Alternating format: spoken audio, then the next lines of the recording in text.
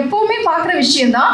ஆனால் அது வந்து எங்கே பிளேஸ் பண்ணியிருக்காங்க அப்படிங்கிறது வந்து இந்த படத்தில் ரொம்ப ஒடுக்கப்பட்ட பெண்களுக்கு இது கண்டிப்பாக இந்த படம் ஒரு கம்ஃபர்டிங் ஃபிலிமாக இருக்கும் நான் நம்புகிறேன். இந்த வருஷம் நடத்த போகிற படவிழாவை வந்து வட சென்னையில் சில 2 திரையரங்குகளில் வந்து திரையிடலாம் இருக்கும். அது ஒரு நல்ல முயற்சி தான். கூலிப்படைக்கு எதுவும் நமக்கு வந்து ட்ரைனிங் கொடுக்குறாங்களோ, நம்மளை கூலிப்படை கொலகாரனை வந்து தேர்ந்தெடுத்துக்கிறாங்களோ ரசிகர்களை அப்படிங்கிற அளவுக்கு கொலை பண்ணுறாங்க படத்தில். காசு கொடுத்து படிக்க வச்சா அந்த பெண் உன்னுடையதான்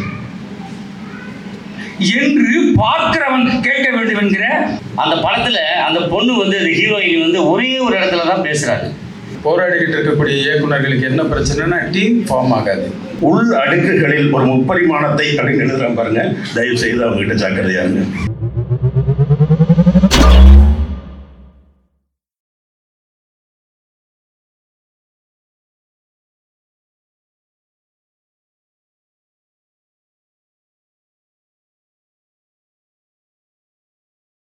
கோழிப்பண்ணை செல்லதுரை வழங்கும் சென்னை உலக சினிமா அறக்கட்டளை, சேலம் நேசம் என்டர்டெயின்மெண்ட் பிரைவேட் லிமிடெட் ஒருங்கிணைப்பில் கொட்டுக்காளியை கொண்டாடுவோம் நிகழ்விற்கு வருகை தந்திருக்கின்ற அனைத்து பெரியோர்களுக்கும் அன்போடு வரவேற்கிறேன். முதலில் இந்த நிகழ்வில் கொட்டுக்காளி திரைப்படம் குறித்து வாழ்த்துரை வழங்குவதற்காக இங்கே இந்த அரங்கில் இருக்கின்ற கவிஞர் தோழர் உமாசக்தி அவர்களை அன்போடு மேடைக்கு அழைக்கிறேன்.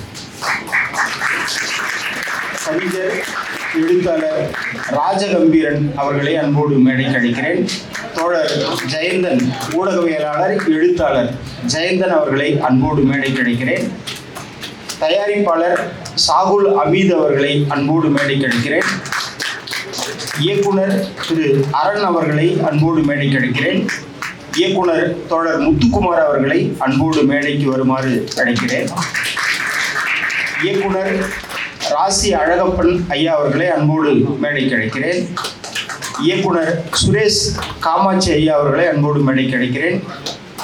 இயக்குனர் ஜெயபிரகாஷ் ஐயா அவர்களை அன்போடு மேடைக்கு அழைக்கிறேன். இயக்குனர் நடிகர் கவிதா பாரதி ஐயா அவர்களை அன்போடு மேடைக்கு அழைக்கிறேன். இயக்குனர் அஜயன் பாலா அவர்களை அன்போடு மேடைக்கு அழைக்கிறேன். ஒளிப்பதிவாளர் தோழர் இளவரசன் ஐயா அவர்களை அன்போடு மேடைக்கு அழைக்கிறேன். இந்த நிகழ்வில் ஏற்புரை வழங்குவதற்காக இருக்கிற ஒளிப்பதிவாளர் சக்திவேல் ஐயா அவர்கள் மேடையில் இருக்கிறார். அவரையும் அன்போடு அழைக்கிறேன். படத்தொகுப்பாளர் கணேஷ் அவர்களையும் அன்போடு இந்த அரங்கில் அழைத்து உங்களிடம் அறிமுகம் செய்கிறேன். ஒளி வடிவமைப்பாளர் அழகிய கூத்தன் ஐயா அவர்கள் அன்போடு மேடையில் இருக்கிறார். அவரையும் அன்போடு அழைக்கிறேன். ஒளி வடிவமைப்பாளர் சுரேன்ஜி அவர்கள் மேடையில் இருக்கிறார். அவரையும் அன்போடு அழைக்கிறேன். நேரடி ஒளிப்பதிவு செய்த ராகவ் அவர்களையும் அன்போடு மேடைக்கு அழைக்கிறேன். எல்லாவற்றுக்கும் மேலாக இந்த படைப்பினுடைய கதாநாயகராக இருக்கிற இயக்குனர் PS வினோத்ராஜ் அவர்கள் பெரும் கரவொலிக்கிடையே அன்போடு இந்த அரங்கில் இவ்வளவு சிறப்பாக ஏற்பாடு செய்திருக்கிற நம்முடைய உலக சினிமா பாஸ்கரன் ஐயா அவர்களை உங்களுடைய கரவொலியோடு அன்போடு இந்த மேடைக்கு. கடந்த வாரம் திரைக்கு வந்து தற்பொழுது வரை வெற்றிகரமாக ஓடிக்கொண்டிருக்கிற இந்த கொட்டுக்காளி திரைப்படத்தை கொண்டாடுவதற்கும் திரைப்படம் குறித்து இந்த அரங்கில் பேசுவதற்காகவும் நாம் கூடியிருக்கிறோம். எப்போதும் இல்லாத அளவிற்கு திரை இன்றைக்கு இளம் இயக்குநர்களின் கைகளில் வசப்பட்டிருக்கிறது. தொடர்ந்து வருகிற தமிழ் திரைப்படங்கள் இன்றைக்கு சினிமா ரசிகர்கள் மத்தியிலும் படைப்பாளிகள் மத்தியிலும் ஒரு பெரும் கவனத்திற்கு உள்ளாகி இருப்பது பெரும் மகிழ்ச்சிக்குரியது. நண்பர்களே, இந்த அரங்கில் பல்வேறு திரைத்துறையை சார்ந்த ஆளுமைகள், கவிஞர்கள், எழுத்தாளர்கள், ஊடகவியலாளர்கள் உள்ளிட்ட யாவரும் இங்கே கூடியிருப்பது ஒரு படைப்பாளனுக்கு நாம் செய்கிற ஒரு பெரும் கௌரவமாக, ஒரு சிறப்பாக பார்க்க முடிகிறது. அந்த அளவில் இன்றைக்கு ஒரு வெற்றி படைப்பாக திரையில் ஓடிக்கொண்டிருக்கிற கொட்டுக்காளி திரைப்படம் குறித்து வாழ்த்துரை வழங்குவதற்காக முதலில் கவிஞர் பேராசிரியர் உமா சக்தி அவர்களை அன்போடு அழைக்கிறேன். அவருக்கு முன்பாக ஒரு நிமிடம் கவிஞர் அவர்களை பற்றிய ஒரு சிறு அறிமுகம். பேராசிரியர் அவர்கள் குமுதம், சிநேகிதி, டாக்டர் விகடன், பெண்ணேனி உள்ளிட்ட பல்வேறு இதழ்களில் பணியாற்றியவர். தற்பொழுது சென்னை லயோலா கல்லூரியில் இதழியல் துறையில் பேராசிரியராக பணியாற்றி கொண்டிருக்கிறார். பல்வேறு நூல்களை வெளியிட்டிருப்பவர். குறிப்பாக திரைவழி பயணம், வேட்கையின் நிறம், பனி, பாலை பெண், சமகால உலக சினிமா, வழி அனுப்பிய ரயில் உள்ளிட்ட பல்வேறு நூல்களை வெளியிட்டிருப்பவர். தற்பொழுது கொட்டுக்காளி திரைப்படம் குறித்து வாழ்த்துரை வழங்குவதற்காக இங்கே இருக்கிறார். அவரை அன்போடு அழைக்கிறேன். அனைவருக்கும் இனிய மாலை வணக்கம். ஸோ ஒரு நல்ல திரைப்படங்களையும் நல்ல படைப்புகளையும் கொண்டாடுறதுக்கு ஒரு நல்ல மனசு வேணும். அந்த நல்ல மனசுக்காரனான உலக சினிமா பாஸ்கரன் அவர்களுக்கு வாழ்த்துக்கள். ஸோ ஒரு படைப்பு வெளிவந்து ஒரு வாரத்தில் ஒரு மீட்டிங் வைக்கிறதுங்கிறது ரொம்ப நல்ல விஷயம். ஸோ அதற்கான பாராட்டுக்கள், மனமார்ந்த பாராட்டுக்கள் பாஸ்கரன் சார். கொட்டுக்காளி நான் பார்த்தது வந்து ஒரு போன வாரம் படம் வெளியான புதுசில் பார்த்தேன். திருப்பியும் மறுபடியும் ஒரு தடவை பார்த்தேன். இன்னும் ஒரு தடவை பார்க்கணும்னு ஆசைப்பட்டுட்டு இருக்கேன். நிச்சயம் பல முறை பார்க்க வேண்டிய, பார்த்து ரசிக்கக்கூடிய நிறைய விஷயங்கள் உள்ளடக்கிய ஒரு திரைப்படமாக அது காட்சி அனுபவம் நிறைய கொடுத்துருக்கு. வாழ்த்துக்கள் விழா நாயகன் அவர்கள், டைரக்டர் PS வினோத்ராஜ் அவர்களுக்கு. இதுக்கு உங்களுடைய முந்தைய படமான கூழாங்கல் வந்து நம்ம ஸ்டூடெண்ட்ஸ்க்கு நிறைய ஸ்க்ரீன் பண்ணியிருக்கோம். ஸோ காலேஜில் வந்து ஸ்டோரி அண்ட் ஸ்கிரிப்ட் ரைட்டிங்னு ஒரு சப்ஜெக்ட் நான் எடுக்கிறேன். என்னுடைய சப்ஜெக்ட் வந்து துணை நீக்கக்கூடிய ரொம்ப நல்ல ஒரு படமாக உங்கள் 2 படமுமே இருந்திருக்கு. குறிப்பாக வந்து கொட்டுக்காளி இன்னும் ஸ்க்ரீன் பண்ணல, ஏன்னா தியேட்டர்ஸில் ஓடிட்டு இருக்கு. கூழாங்கல் வந்து நாங்கள் ஸ்க்ரீன் பண்ணுறப்போ மாணவர்கள் நிறைய கேள்விகள் கேட்பாங்க அந்த படம் குறித்து. இந்த சினிமா மாற்று சினிமாவாக இருக்கே, ஒரு மெயின் ஸ்ட்ரீம் மூவி மாதிரி இல்லையே, இந்த படங்களை வந்து எடுக்கிறதுக்கான ஒரு துணிச்சல் அந்த இயக்குநர்களுக்கு எப்படி வருது அப்படிங்கிற கேள்விகள்லேருந்து நிறைய கேள்விகள் அந்த படங்கள் வந்து உருவாக்கிக்கிட்டே இருக்கும். அதுதான் ஒரு படைப்பாளி, முக்கியமாக ஒரு இயக்குனரோட வெற்றியாக நான் பார்க்குறேன். ஸோ அந்த அவ்வகையிலும் வாழ்த்துக்கள் தோழர். அது மாதிரி ஒரு இயக்குனரோட ஒரு முதல் படத்துக்கும் 2வது படத்துக்கும் நிறைய பேர் கம்பேர் பண்ண ஆரம்பிச்சிருவாங்க. முதல் படம் அப்படி இருந்ததே, 2வது படத்துல இப்படி இருக்கே அப்படின்ட்டு. அதெல்லாம் இல்லை. ஒரு நல்ல இயக்குனர் அவருடைய தொடர் படைப்புகள் மூலம் தான் சொல்ல வேண்டிய செய்தியை சொல்லிக்கிட்டே கடத்திக்கிட்டே இருப்பாங்க. அது அவங்களோட ஒரு பணி.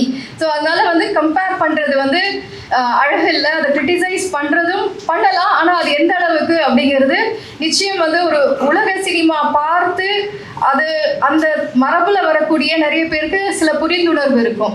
சில பேருக்கு வந்து நம்ம அந்த மாதிரி படங்கள் பார்த்து பழகாதவங்களுக்கு இது வந்து மெயின் ஸ்ட்ரீம் மீடியாக்குள்ள வரப்போ நிச்சயம் வந்து அவங்களுக்கான ஒரு பார்வையை மாற்றக்கூடிய ஒரு விஷயமா இருக்கு. அது நிச்சயம் இந்த மாதிரி நல்ல கதையம்சம் உள்ள படங்கள் வந்து தொடர்ந்து ஸ்க்ரீன் ஆகிறது வந்து ஒரு நல்ல மாற்றத்துக்கான ஒரு முதல் படியாக நான் பார்க்குறேன். அப்புறம் இந்த படத்தோட ரொம்ப அழகான விஷயம் என்ன அப்படின்னு பார்த்தீங்கன்னா, அந்த கதை சொல்லல் முறையும் அந்த கேரக்டரைசேஷன், காஸ்டிங் ரொம்ப நல்லா பண்ணியிருக்காங்க டைரக்டர். எளிய மனிதர்கள், வாழ்வியலிருந்து நம்ம அன்றாடம் பார்க்கக்கூடிய முகங்கள், அவங்களுடைய அந்த சின்ன சின்ன விஷயங்கள், நுட்பமான விஷயங்களை வந்து பதிவு செஞ்சுருக்காங்க. ஸோ ஆனபென் அண்ட் சூரி ரெண்டு பேர் தான் நமக்கு தெரியும், மற்றவர்கள் யாருமே நமக்கு தெரியாது. ஆனால் அவங்க எல்லாரையுமே அவங்கவுங்களோட கதாபாத்திரத்தை வந்து முழுமையாக பங்களிப்பு செய்கிற மாதிரி ஒரு கேரக்டர் கூட வேஸ்ட்டாக ஒரு படத்தில் வரதே கிடையாது. அந்த படத்தில் ஒரு சிறிய படமாக இருந்தாலும் அந்த ஒரு கதாபாத்திரத்துக்கு அந்த கேரக்டர் ஆர்க் வந்து அவ்வளோ அழகாக வந்து செதுக்கி இருக்காங்க. அதுக்கான அது ரொம்ப நல்ல விஷயம், நல்ல பாராட்டுக்குரிய விஷயம். அப்புறம் நம்ம இந்த உலகத்தில் வந்து எப்பவுமே வந்து ஒரு ஃபேக்னஸும் ஒரு அவசர தன்மையும் இருந்துக்கிட்டே இருக்கும். ஒரு போலித்தன்மை போலி வந்து எந்த அளவுக்கு இருக்கும்னா, நம்மளுடைய அசலான விஷயங்கள், நம்ம மரபு சார்ந்த விஷயங்களை நம்ம மறக்கிற அளவுக்கு நமக்கு ஒரு மாடர்னிட்டியும் நிறைய விஷயங்கள்ல நம்ம வந்து தொன்மையை மறந்து போகிறோம். நம்மளுடைய தொன்மையான விஷயங்களை வந்து இந்த படத்தில் சில கூறுகள் வந்து நம்மளுக்கு வந்து பின்னோக்கி திரும்பி பார்க்க வச்சிருக்கு. முக்கியமாக சொல்லணும்னா நம்ம வந்து குலதெய்வ வழிபாடு. ஸோ குலதெய்வ வழிபாடு அவங்க வந்து போகிறது, அந்த ஆரம்பத்தில் அந்த ஆட்டோ ஸ்டார்ட் பண்ணி கிளம்பி ஒரு இடத்துக்கு போகிற வரைக்கும் நம்ம அவங்க எதுக்காக போகிறாங்க என்ன போகிறாங்கன்னு தெரியாது. அவங்க போகிற வழியில் தான் அதை பற்றின டிஸ்கஷன் இருக்கும். இந்த மீம் கிரியேட்டர்ஸ் ரொம்ப அழகாக அந்த படத்தை ரீக்ரியேட் பண்ணாங்க. முக்கியமாக அந்த சவுண்ட் டிசைன் எல்லாமே ரொம்ப அழகாக பண்ணாங்க. ரொம்ப பாராட்டுக்கள். ஸோ இந்த ஒரு விஷயத்தை வந்து அவங்க இந்த படத்தில் சொல்லியிருக்காங்க. கதைக்குள்ள வந்து நிறைய கதை, அதற்குள்ள இருக்கக்கூடிய லேயர்ஸ், அந்த சப்டெக்ஸ்ட் எல்லாமே வந்து பார்க்கக்கூடிய ரசிகர்களுக்கு வந்து அது ஒரு ரொம்ப அழகான ஒரு காட்சி அனுபவமாக இருக்குது. முக்கியமாக வந்து வாகனங்கள், இந்த வாகனங்கள், இந்த கதை வந்து மூவ் ஆக ஆக நிறைய வாகனங்கள் வந்துட்டே, ஒரு ஆட்டோ போகும், 2 பைக் போகும், தொடர்ந்து ஒரு பயணம். அந்த பயணத்துக்குள்ள ஒரு பெண், காலகாலமா ஒரு பெண்ணை வந்து எப்படி அடக்கி ஒடுக்கி வச்சிருக்காங்க, அவங்களுடைய எதிர்ப்புணர்வு எப்படி இருக்கும், ஒரு நீண்ட மௌனம், ஒரு பிடிவாதம், அதை வந்து இந்த படத்துல அந்த ஸ்டபர்ன், அந்த அடமென்சியை வந்து ரொம்ப அழகா அந்த கதாபாத்திரம் மூலம் ஒட்டுமொத்த பெண்களுக்கான ஒரு சித்திரமா நான் அதை பார்க்குறேன். அதை பதிய வச்ச கொட்டுக்காளியில் அதை பதிய வச்ச இயக்குனருக்கு நன்றி. ஸோ அந்த 2 கதாபாத்திரங்கள் லீட் ரோல் பண்ணக்கூடிய அந்த 2 பேருமே வந்து அவங்களுடைய கதை உள்ள போய் நம்ம வந்து இப்போ அந்த கதைக்குள்ளவே டிராவல் பண்ணிகிட்டே இருக்கிற மாதிரி தான் இருக்கும். ஏன்னா நம்ம கிளைமேக்ஸ் வரப்போ அவங்க முடிவை நம்ம கிட்ட விட்டுறாங்களே, ஒரு ஓப்பன் எண்ட்ல முடியும். அந்த ஓப்பன் எண்ட்ல நம்ம எந்த பக்கம் நிற்கிறோம் அப்படிங்கிறத வந்து நம்ம எப்படி அதை உள்ள கொண்டு போறாருன்னா, ஆரம்பத்துல அந்த பெண்ணுக்கு வந்து தலை சீவி விட்டு அவங்கள கூட்டிட்டு போகிறது முதல் வந்து அந்த எந்தெந்த கதாபாத்திரத்தோட நம்ம டிராவல் பண்றோங்கிறதும் இருக்கு. சில பேர் வந்து சூரி கதாபாத்திரத்தோட டிராவல் பண்ணுவாங்க, சில பேர் வந்து மீனா கதாபாத்திரத்தோட டிராவல் பண்ணுவாங்க. நம்ம வந்து நம்மளுடைய பெர்செப்ஷன் எந்த அளவுல இருக்கு அப்படிங்கிறது இந்த கதையை இந்த படத்தை பார்க்கும்போது நமக்கு வரும். ஸோ அந்த வகையில் வந்து பெரும்பாலான பெண்கள் வந்து நிச்சயம் மீனா கதாபாத்திரத்தை தொடர்ந்து தான் போவாங்க. அந்த கதாபாத்திரத்துக்குள்ளே இருக்கக்கூடிய அழுத்தம், வலி, நம்ம எங்கே பேச முயன்றாலும் வந்து பேச விடாமல் செய்யக்கூடிய அந்த அந்த கதாபாத்திரத்தை ஒடுக்குற அந்த விஷயம் வந்து அவங்க வந்து இறுக்கமாக இருக்கிறதுலே வந்து தெரியுது. அதுக்கு முன்னாடி நடந்த கதையை சொல்ல வேண்டாம், அதுக்கு பின்னாடி என்ன நடந்ததுன்னு தெரியணும். அந்த கதை நடக்கிற சமயத்தில் அவங்க எப்படி இருந்திருக்காங்க, அந்த இறுக்கம் வந்து அவங்களுக்கு எத்தகைய வலி இருந்தனா அந்த அளவுக்கு அவங்க இறுக்கமாக இருப்பாங்கங்கிறதையும் அவர் சொல்லியிருக்காரு. இந்த கதையில் எனக்கு ரொம்ப பிடிச்ச இடம் வந்து அந்த மாடு வந்து எதிர்த்தாக்கில் வரும். அப்போ வந்து எல்லாருமே வந்து அதை வந்து அடக்க முடியாமல் போராடிட்டு தவிப்பாங்க, பயமாக இருக்கும். அப்போ வந்து ஒரு சின்ன பெண் வந்து அழகாக பேசி சின்னதாக ஒரு கதை சொல்லி என்ன இப்படி பண்ணிட்டேன்னு சொல்லிட்டு பேசிட்டே கூட்டிகிட்டு போயிடுவாங்க. ஸோ இது வந்து வலிமையானவர்கள் காலகாலமாக வந்து எளிமையானவர்களை வந்து ஒடுக்குமுறையில் பண்ணிக்கிட்டே இருக்காங்க, தொடர்ந்து அதுதான் நடக்குது. ஆனால் அவனை விட வலிமையாக ஒரு விஷயம் வரப்போ அவங்க வந்து எதுவுமே சொல்ல முடியல. அது மாதிரி தான் அந்த மீனா கதாபாத்திரத்தில் அவ்வளோ கோபம் காட்டின பாண்டிங்கிற கதாபாத்திரம் அந்த எருதுக்கு முன்னாடி ஒன்றுமே இல்லாமல் ஆகுறாங்க, ஒன்றுமே பேச முடியல. ஸோ இந்த கதை வந்து உள்ளடுக்குகள் நிறைய கதைகள் சொல்லக்கூடிய ஒரு கதையாக இருக்கிறது ரொம்ப சிறந்த விஷயம்.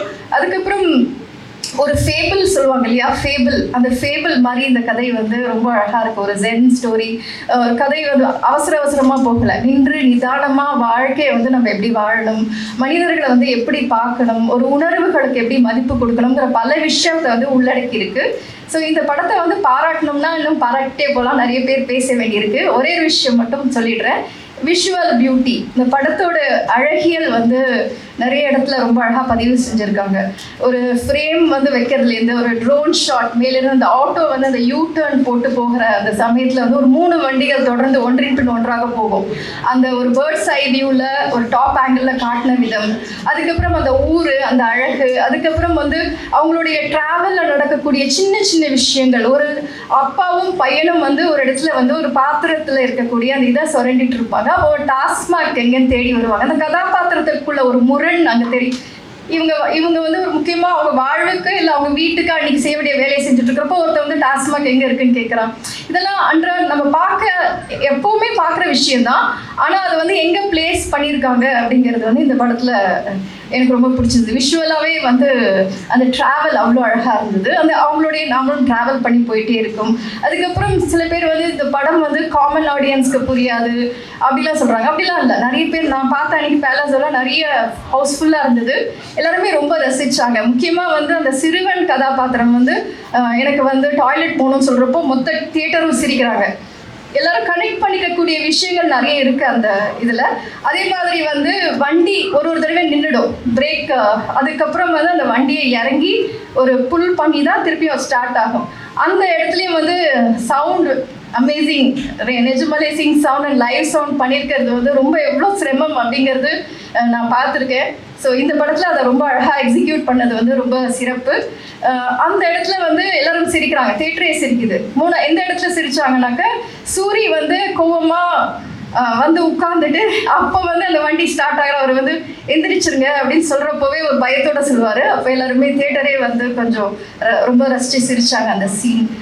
இந்த மாதிரி ஒரு அசலான மனிதர்கள், நம்ம மண்ணின் மைந்தர்களை வந்து நம்ம பார்க்கறது வந்து எல்லா படங்களையும் பார்க்கறது இல்லை. ரொம்ப மேக்கப்ஸ் அண்ட் யூனோ ஒரு ஒரு கேரக்டரை கேரி பண்ணிக்கிறதுக்கு நிறைய விஷயங்களோட தான் அவங்க வராங்க. ஆனால் இந்த படத்தில் அவங்கவுங்க எப்படி இருக்காங்களோ அப்படியே தான் வராங்க. முக்கியமாக அந்த ஆட்டோவில் அந்த சிஸ்டர் இன் லா கதாபாத்திரம் பண்ண அந்த 2 நடிகைகள் சொல்ல முடியாது, அவங்க வந்து வாழ்ந்துட்டு போயிருக்காங்க அந்த கதைக்குள்ள. ஸோ அவ்வளோ யதார்த்தமாகவும் ரொம்ப இயல்பாகவும் அவங்களுடைய வசனங்கள், அவங்க பேசுறது, அவங்களுடைய கோபம் கூட ஒரு அண்ணன் கிட்ட எப்படி பேசுவாங்களோ அப்படிதான் பேசுறாங்க. ரொம்ப மிகையான ஒரு சொல் எதுவுமே கிடையாது. ஸோ அந்த அளவுக்கு இயல்பாகவும் ரொம்ப எளிமையாகவும், ஒரு எளிமையின் அழகியல் அப்படிங்கிறது வந்து இந்த படத்துக்குள்ள இருக்கு. கதைக்குள்ள நிறைய இருக்கக்கூடிய உள்ளீடா இருக்கக்கூடிய அந்த கருத்துக்கள் தேட தேட கிடைக்கக்கூடிய ஒரு பொக்கிஷமா நம்ம ஆழ்ந்து நம்ம வாழ்க்கைக்குள்ள போறப்போ நிறைய விஷயங்கள் நமக்கு எதிர்படும். அது எப்போ போகும்னா ஒரு சுய அலசல், ஒரு சுய தேடல் இருக்கிறப்போ தான் நம்ம கண்களுக்கு வந்து நிறைய விஷயங்கள் புலப்படும். வேகமாக போகிற வாழ்க்கையில் போய்கிட்டே இருக்கிறப்ப எதுவுமே கிடைக்காது. நின்று நிதானமாக ஒரு விஷயத்தை ரசிக்கும் போது தான் வாழ்க்கை வந்து ரொம்ப ருசிக்கும். அப்படி வாழ்க்கையை ருசிக்க வைக்கக்கூடிய திரைப்படங்கள் வந்து வெகு சில தான் வருது. அந்த வெகு சில படங்கள்ல கொட்டுக்காளி அமைஞ்சிருக்கிறது ரொம்ப ரொம்ப சந்தோஷம். அண்ட் உங்களுடைய டீமுக்கு என்னுடைய மனமார்ந்த வாழ்த்துக்கள். தொடர்ந்து பயணிக்கலாம். நன்றி. எல்லாருக்கும் வணக்கம். மேடையில் இருக்க எல்லாருக்கும் மரியாதை and also to the media friends. Kottukkaali படம் வந்து இன்னைக்கு மதியானம் பலாசோ தேட்டரில் பார்த்தேன். இன்னைக்கு சர்க்கில் வந்து நான் நினைக்கிறேன் ரொம்ப சூப்பராக இருந்தது. ஏன்னா சைக்காலஜியில் வந்து ஒன்று சொல்லுவாங்க, எப்படின்னா மேம் சொன்ன மாதிரி ராக்கெட் ஃபீலிங்ஸ் அண்ட் என்ன சொல்கிறது ஆத்தென்டிக் ஃபீலிங்ஸ்.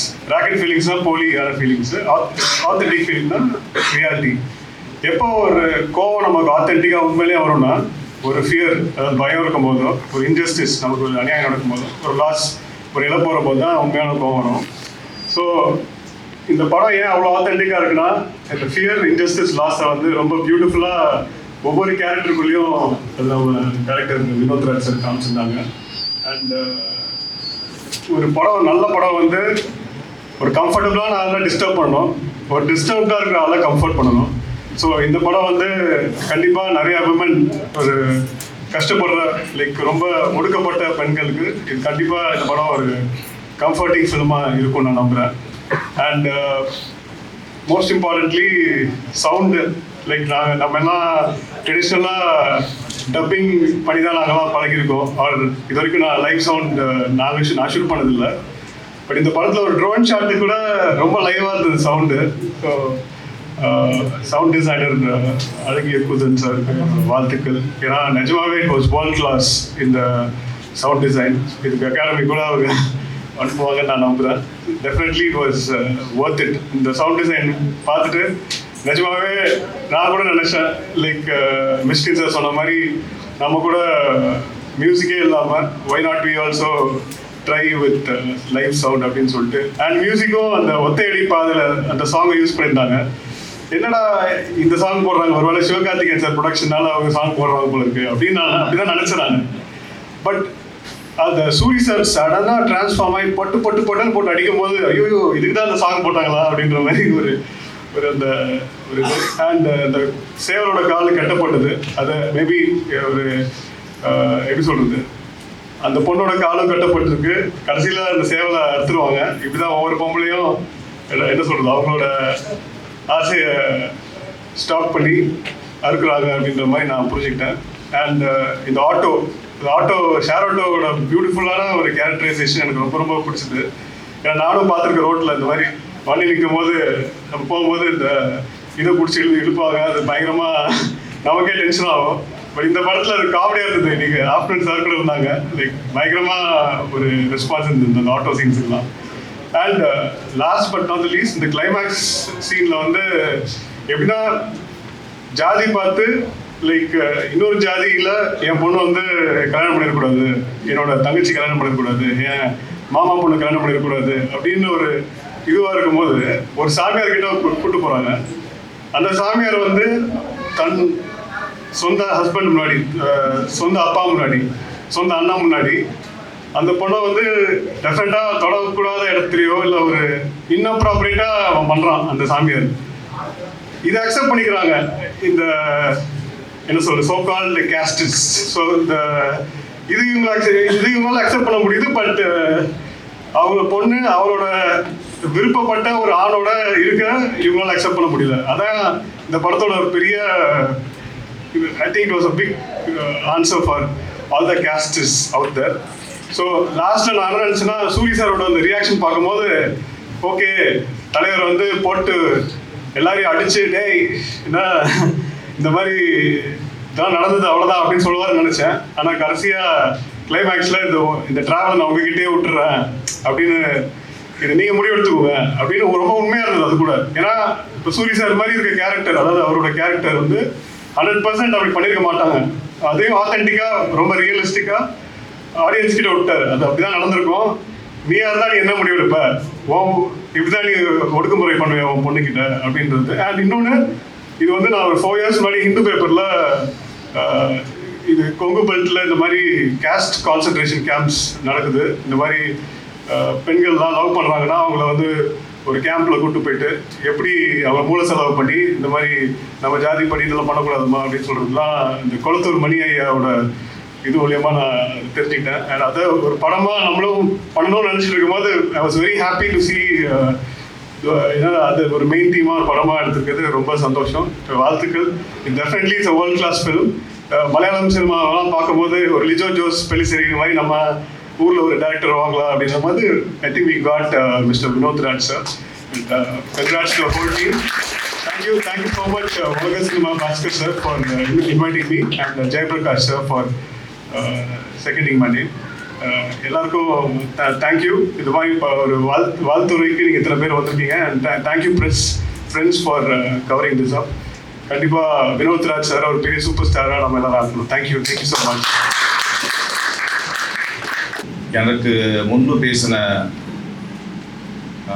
இயக்குனர் பேசும்போது சொன்னார், லிஜோ ஜோஸ் பெல்லிச்சேரியை விட அவருக்கு இணையான ஒரு இயக்குனர் அப்படின்னு.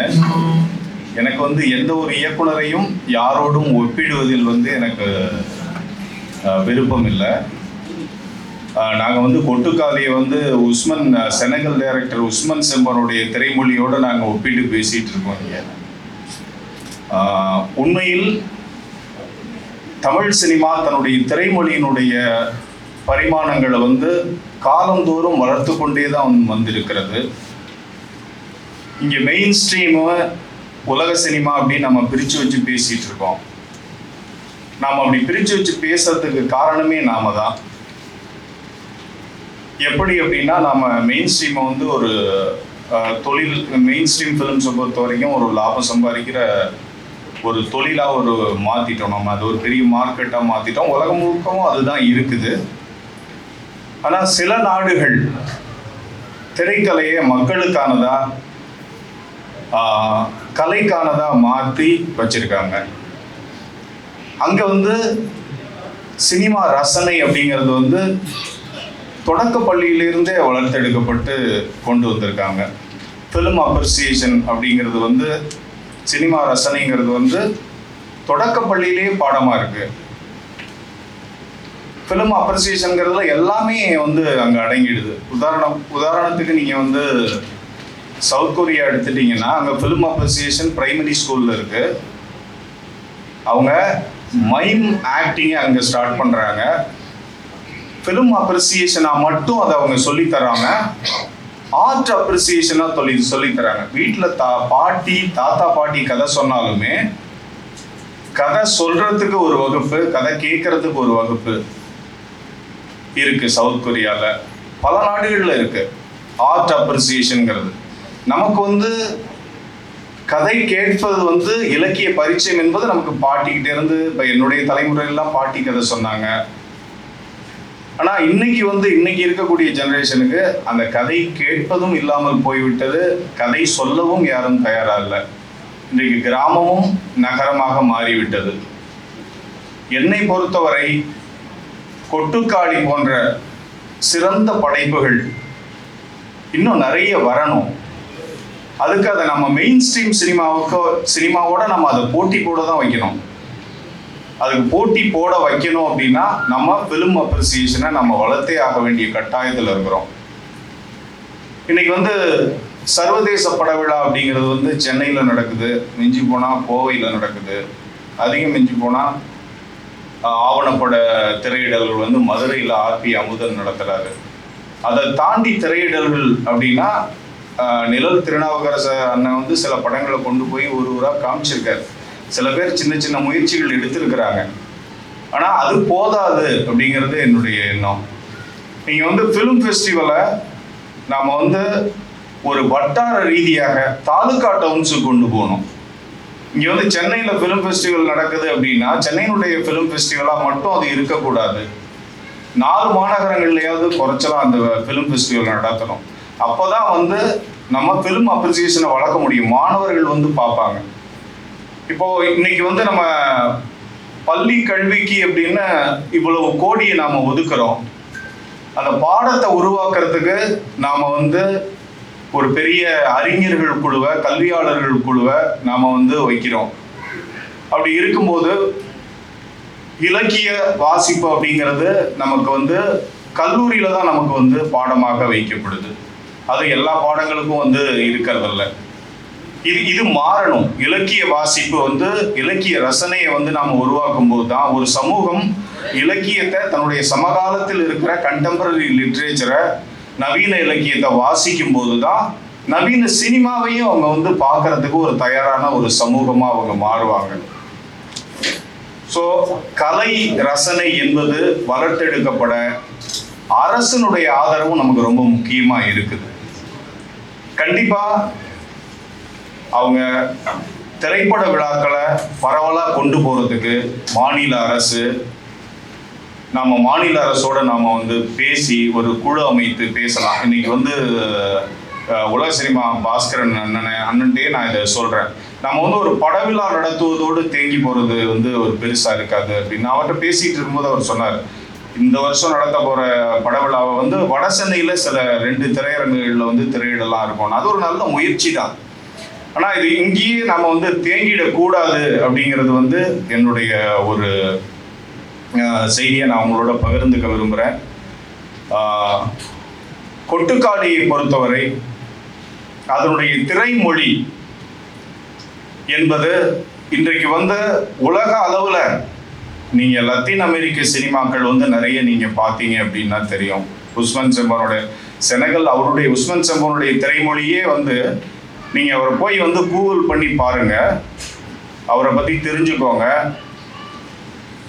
இன்றைக்கு வந்து உலக சினிமா மொழியை வந்து நாம் நம்முடைய ஆடியன்ஸுக்கு நாம் கொடுக்கும்போது அவங்களுக்கு புதுசாக இருக்குது. ஸோ நிறைய படவிழாக்கள் வழியாக நிறைய உலக திரைப்படங்களை நாம் மாணவர்களுக்கும் ஆடியன்ஸுக்கும் கொண்டு போய் சேர்க்கும்போது தான் கொட்டுக்காளி மாதிரியான படங்கள் இன்னும் உள்ளார்ந்து நாம் அதை நம்ம கொண்டாட முடியும், அதை வரவேற்க முடியும். இந்த இடத்துல வந்து நான் இந்த படத்தை தயாரித்த எஸ்கே ப்ரொடக்ஷன் சிவகார்த்திகனை நான் வந்து உளமாற பாராட்டுறேன். அவர் இந்த மாதிரியான படங்கள் குரங்குப்படல் மாதிரியோ கொட்டுக்காளி மாதிரியோ படத்தை வந்து எடுக்கணுங்கிற அவசியம் அவருக்கு எதுவுமே இல்லை. இன்னைக்கு அவர் ஒரு பெரிய ஒரு வெகுஜன சினிமாவில் ஒரு பெரிய நட்சத்திரமாக இருக்கார். ஆனாலும் தன்னுடைய கான்ட்ரிபியூஷன் வந்து இந்த இணை சினிமாவுக்கு கண்டிப்பாக இருக்கணும் அப்படின்னு சொல்லி கொட்டுக்காளியை தயாரிச்சிருக்காரு. ஸோ சிவகார்த்திகேயனை பாராட்டுகிற அதே நேரம் இவ்வளவு சிறந்த படைப்பை தமிழ் சினிமாவிற்கு தந்து ஒரு பெரிய வரலாறு படைத்திருக்கிற இயக்குனர் வினோத்துக்கும் அவருடைய குழுவுக்கும் என்னுடைய மனமார்ந்த பாராட்டுகளை தெரிவித்துக் கொள்கிறேன். உங்களுடைய இந்த பயணம் தொடரட்டும். உங்களை பாராட்டுவதற்கும் உங்களுடைய படைப்பை கொண்டாடுவதற்கும் பார்வையாளர்கள் எப்போதும் தயாராக இருப்பார்கள். உங்கள் வழி சிறக்கட்டும் என்று கூறி உளமாற பாராட்டுகிறேன். நன்றி. நல்ல சினிமாங்கிறது எப்பயாவது நடக்கிற ஆக்சிடென்ட் மாதிரியும், மோசமான படம்ங்கிறது அன்றாடம் நிகழ்கிற பயணம் மாதிரியும் இருக்கு. ஏற்கனவே நல்ல படங்கள் பார்ப்பதற்கு, யதார்த்த படங்கள் பார்ப்பதற்கு அடிப்படையில் நமக்கு தேவையான ஒரு மனப்பயிற்சி கிடையாது. ஒரே ஒரு பாட்டில் வந்து ஒருத்தன் பணக்காரன் ஆகிறேன், கோடீஸ்வரன் ஆகிறேங்கிற படங்களை பார்த்து பழகினவனுக்கு ஆட்டோ எடுத்து போய்கிட்டே இருக்கிறாங்கடா படம் முழுக்க அப்படிங்கிறப்ப அதிர்ச்சியாக இருக்கும் முதல்ல பார்க்குறவனுக்கு. அப்புறம் கிளைமாக்ஸை நீங்களே முடிவு பண்ணிக்கங்க அப்படின்னு சொல்லும்போது மறுபடியும் அதிர்ச்சியாக இருக்கு.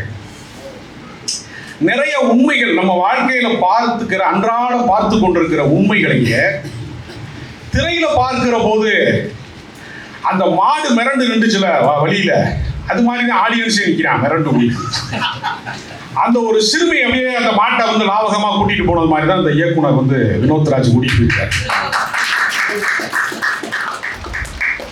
பெண்களை வந்து நீங்க அவங்களுடைய உளவியல் பிரச்சனைகளை, அதாவது பேயாடுறதுங்கிற விஷயம், அது வந்து பேயோட்ட போறோம் அப்படிங்கிற விஷயமே ஆம்பளைகளுக்கு ஏன் பேய் பிடிக்கிறதுல அப்படின்னு ஒரு கேள்வி இருக்கிறது. பெண்கள் தான் பேய் வந்து ஆடுறாங்க. அது மாதிரி பார்த்தீங்கன்னா கோயில்ல சாமி ஆடுறதும் ஏறத்தால அதிகமான பேர் வந்து பெண்கள் தான் சாமி ஆடுவாங்க. ஆண்கள் வந்து டாஸ்மார்க்ல தான் ஆடுறானே தவிர சாமி வந்து ஆடுறது ரொம்ப கம்மியா இருக்கு.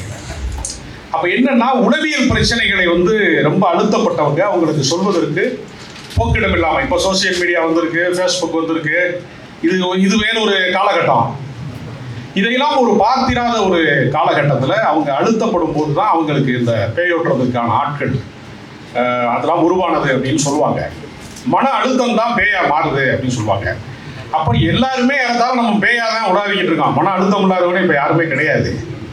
இப்போ ஒரு காலகட்டங்களில் நகர்ப்புறம் சார்ந்த சினிமாக்கள் முன்னாடிலாம் தேட்டருக்கே சொல்லுவாங்க, பிஎல்சி தேட்டரும்பாங்க, பிஎல்சியில் ஓடாதுங்க அப்படிம்பாங்க.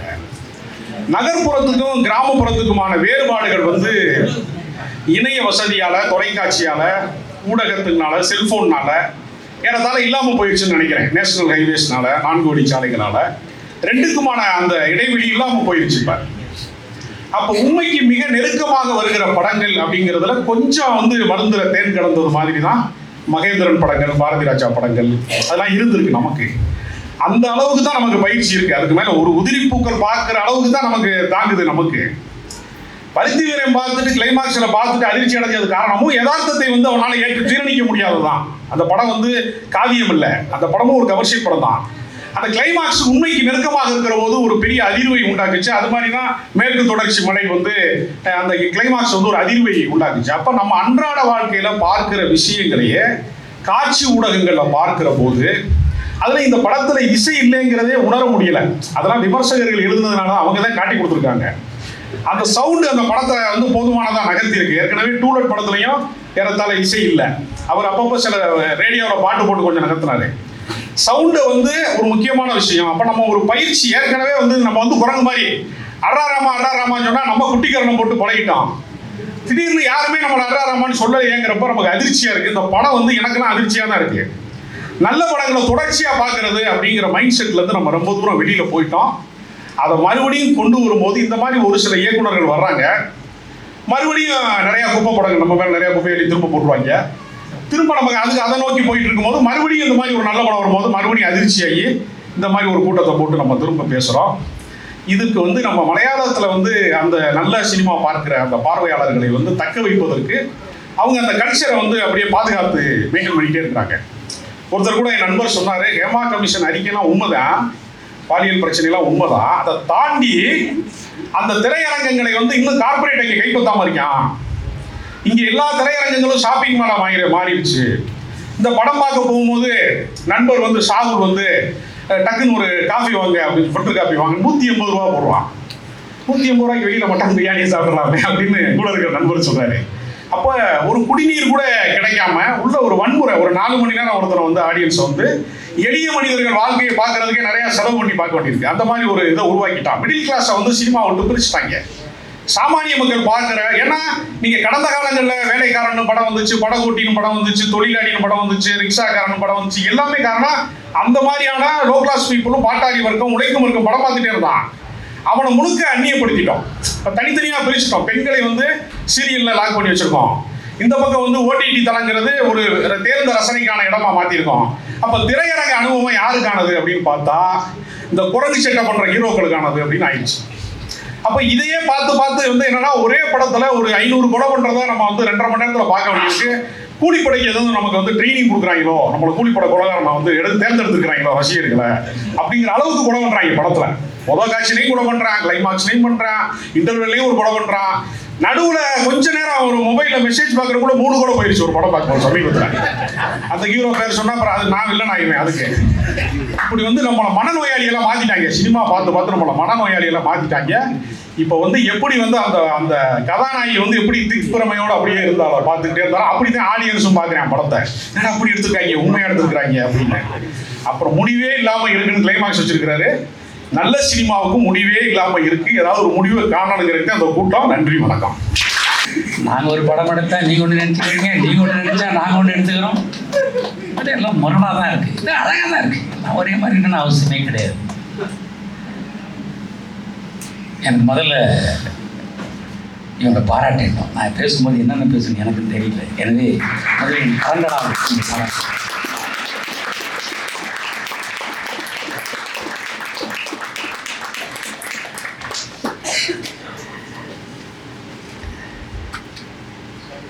நான் கூட யோசிச்சேன், இந்த கிளைமேக்ஸ் மாதிரி நாமளும் ஒரு காடு போட்டு உட்காந்துடலாமோ. நீ நினச்சிக்கோ, படிச்சிருக்கில்ல, பார்த்துருக்கில்ல, ரொம்ப பேசுறதில்ல, நினச்சிக்கோ அப்படிலாம் சொல்லணும்னு கூட நான் நினைப்பேன். ஆனால் இது ஒரு பெரிய வியாபாரம். வந்து வினோத்ராஜ் ரொம்ப ஆச்சரியமா இருக்கு, என்னங்க இப்படி இருக்கிறீங்க அப்படின்னா பெரிய பயங்கர புத்திசாலி. மராத்தான் ஓடாமல் ஒருத்தன் தனியாக நிற்கிறான் பாருங்க, அவன் தான் புத்திசாலி. வினோத்ராஜ் புத்திசாலி. ஓடுகிற ஓட்டத்தில் நான் இல்லை, நின்று நிதானித்து பார்க்கிறேன். சரி, நீங்கள்லாம் சொல்ற மாதிரி சொல்லுவோம்னா அதுவும் இல்லை. ஒரு 100 ஆண்டுகள் சினிமா திரைப்படத்தை ஒரு கதையை இவ்விதமாக தொடங்கி இவ்விதமாக முடிக்கலாம், இல்லை அவ்விதமாக தொடங்கி அவ்விதமாக முடிக்கலாம், இவ்விதமாக தொடங்கி இவ்விதமாக முடிக்கலாம். அப்படிலாம் நிறைய முறைகள் இருக்குது. அதில் நிறைய பேர் ஜாம்பவான்கள், நிறைய பேர் தேசிய விருதெல்லாம் கூட வாங்கி வந்திருக்காங்க.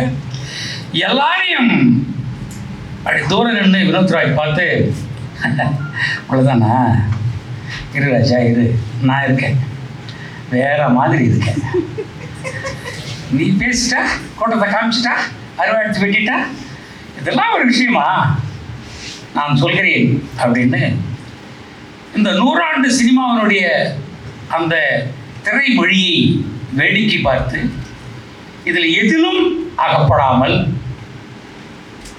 நிதானமாக நாம் அறிந்த ஒரு செய்தியை, நாம் அறிந்த ஒரு தகவலை, நாம் அறிந்த ஒரு காட்சி பிம்பத்தை, நாம் இருக்கிற இடத்திலிருந்து அதை மற்றவர்களுக்கு சொல்வோம்னு ஒரு முடிவெடுத்தார் பாருங்க. இதுதாங்க தன்னம்பிக்கை. தன்னம்பிக்கை சினிமா நிறைய பேர் கேட்பாங்க, எப்படி சார் எழுதுறது? நீ எழுதாத, அதுவே எழுதும். நீ இன்னொருவனை போல் இருப்பதுக்கு ரொம்ப கஷ்டம், நம்மள மாதிரி இருக்கிறது ஒன்றும் கஷ்டம் கிடையாது என்கிற முடிவெடுத்த ஒரு தன்மை இருக்கு பாருங்க. இதில் தான் ஒரு நிதானம். இவர் பணம் சம்பாதிக்கல அப்படின்னு இவர் பார்த்தெல்லாம் யாரும் பயப்படாதீங்க, அதெல்லாம் நிறைய சம்பாதிக்கிறார். இவருக்கு புகழ் கிடைக்காதெல்லாம் அதெல்லாம் நிறைய கிடைக்குது. அதெல்லாம் ஏனென்றால் ஒருவன் தான் என்ன சொல்ல வேண்டும் நினைத்து கவிதையில், கட்டுரையில், சிறுகதையில், நாவலில், திரைமொழியில் சொல்ல நினைக்கிறானோ அதுதான் நவீனம், அதுதான் இயல்பு. அதை ஒருவன் தெரிந்து கொள்வதற்கு நிறைய தூரம் பயணிக்க வேண்டியது. ஆனால் அந்த பயணத்தை நீங்கள் முதலிலேயே தொடங்கிவிட்டீர்கள். சொன்னார் பாருங்க, ஜென் தத்துவம் மாதிரி. அதில் ஒன்றும் இல்லைங்க, பேசாமல் இருந்தாலே ஜென் தத்துவம் தான். பேசி மாட்டிக்கிறத விட நீ யார்? இந்த திரைப்படத்தை நான் பார்த்துவிட்டு தொலைபேசியிலே நான் இயக்குனரை அழைத்து நான் இடைவேளையில் பார்த்துருக்கிறேன். அப்படியே சார் நீங்கள் பாருங்கள் சார், பார்த்துட்டு சொல்லுங்கன்னாரு. நான் சொல்லவே இல்லை. ஏன் சொல்லணும்? நீங்கள் என்ன சொல்லிட்டீங்க, நான் மட்டும் சொல்லணும்? சொல்லவே முடியாது. நான் ஒரு 1.5 மணி நேரம் படம் பார்த்துட்டு ஏதோ சொல்லுப்பா அப்படின்னா முக்கியமான கட்டத்தில் முடிச்சு, அதெல்லாம் நான் ஏன் நான் லூஸா நான் இவ்வளோ தூரம் சொல்லியிருக்கேன், நீ முடிவெடுத்துக்கள் அப்படின்னு சொன்னார். அவருக்கும் ஒரு அதிர்ச்சி கொடுக்கணும் அப்படிங்கிறதுக்காக தான் நான் மறுபடியும் சொல்லாமல் இங்கே சொல்கிறேன். இந்த அதிர்ச்சி ஒரு திரைக்கலைஞருடைய பாராட்டு. நான் உண்மையிலேயே உங்களை சொல்கிறேன், நான் படம் பார்த்து விட்டு சில சொற்களை விதிப்பது என்பது பெரிய விஷயம் இல்லை. இது நீங்கள் சொன்ன கதையோடு நான் கிராமத்தில் தான் பிறந்திருக்கேன். நீங்கள் சொல்கிற எல்லா விஷயங்களையும் எல்லா மக்களோடும் நான் பயணிச்சிருக்கேன். எனக்கு ஆச்சரியமாக தெரியவில்லை, இதை இயல்பு மாறாமல் எப்படி சொல்ல முடியுது? ஏன்னால் இந்த சினிமாவில் ஒரு சிவகார்த்திகேயனை வச்சு கூழாங்கல்னு சொல்லிட்டு ஒரு ஒரு உலகத்துல ஒரு பெரிய அதிர்வை உண்டாக்கி விட்டு அடுத்து யாராவது ஹீரோ கட்டாங்கன்னா அவருக்கு ஏற்ற மாதிரி வந்து சார் ஹெலிகாப்டரில் இறங்குறார் அப்படின்னு சொல்லக்கூடிய இடத்தில் இருக்கிற வினோத்ராஜ், மகனே நான் வேற, நான் எந்த நாட்டுக்கு போனாலும் நான் சொல்ல வர்றது விஷயம்தான் என்று தைரியமாக இருக்கிறாரு.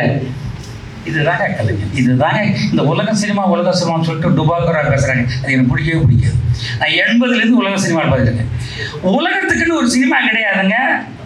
நான் வாழ்ந்த சமூகத்தில் நான் அறிந்ததை என் மக்களுக்கு எடுத்துச் சொல்கிறேன் என்ற திரைப்படம் தான் உலகம் முழுவதும் சுற்றி வரும்.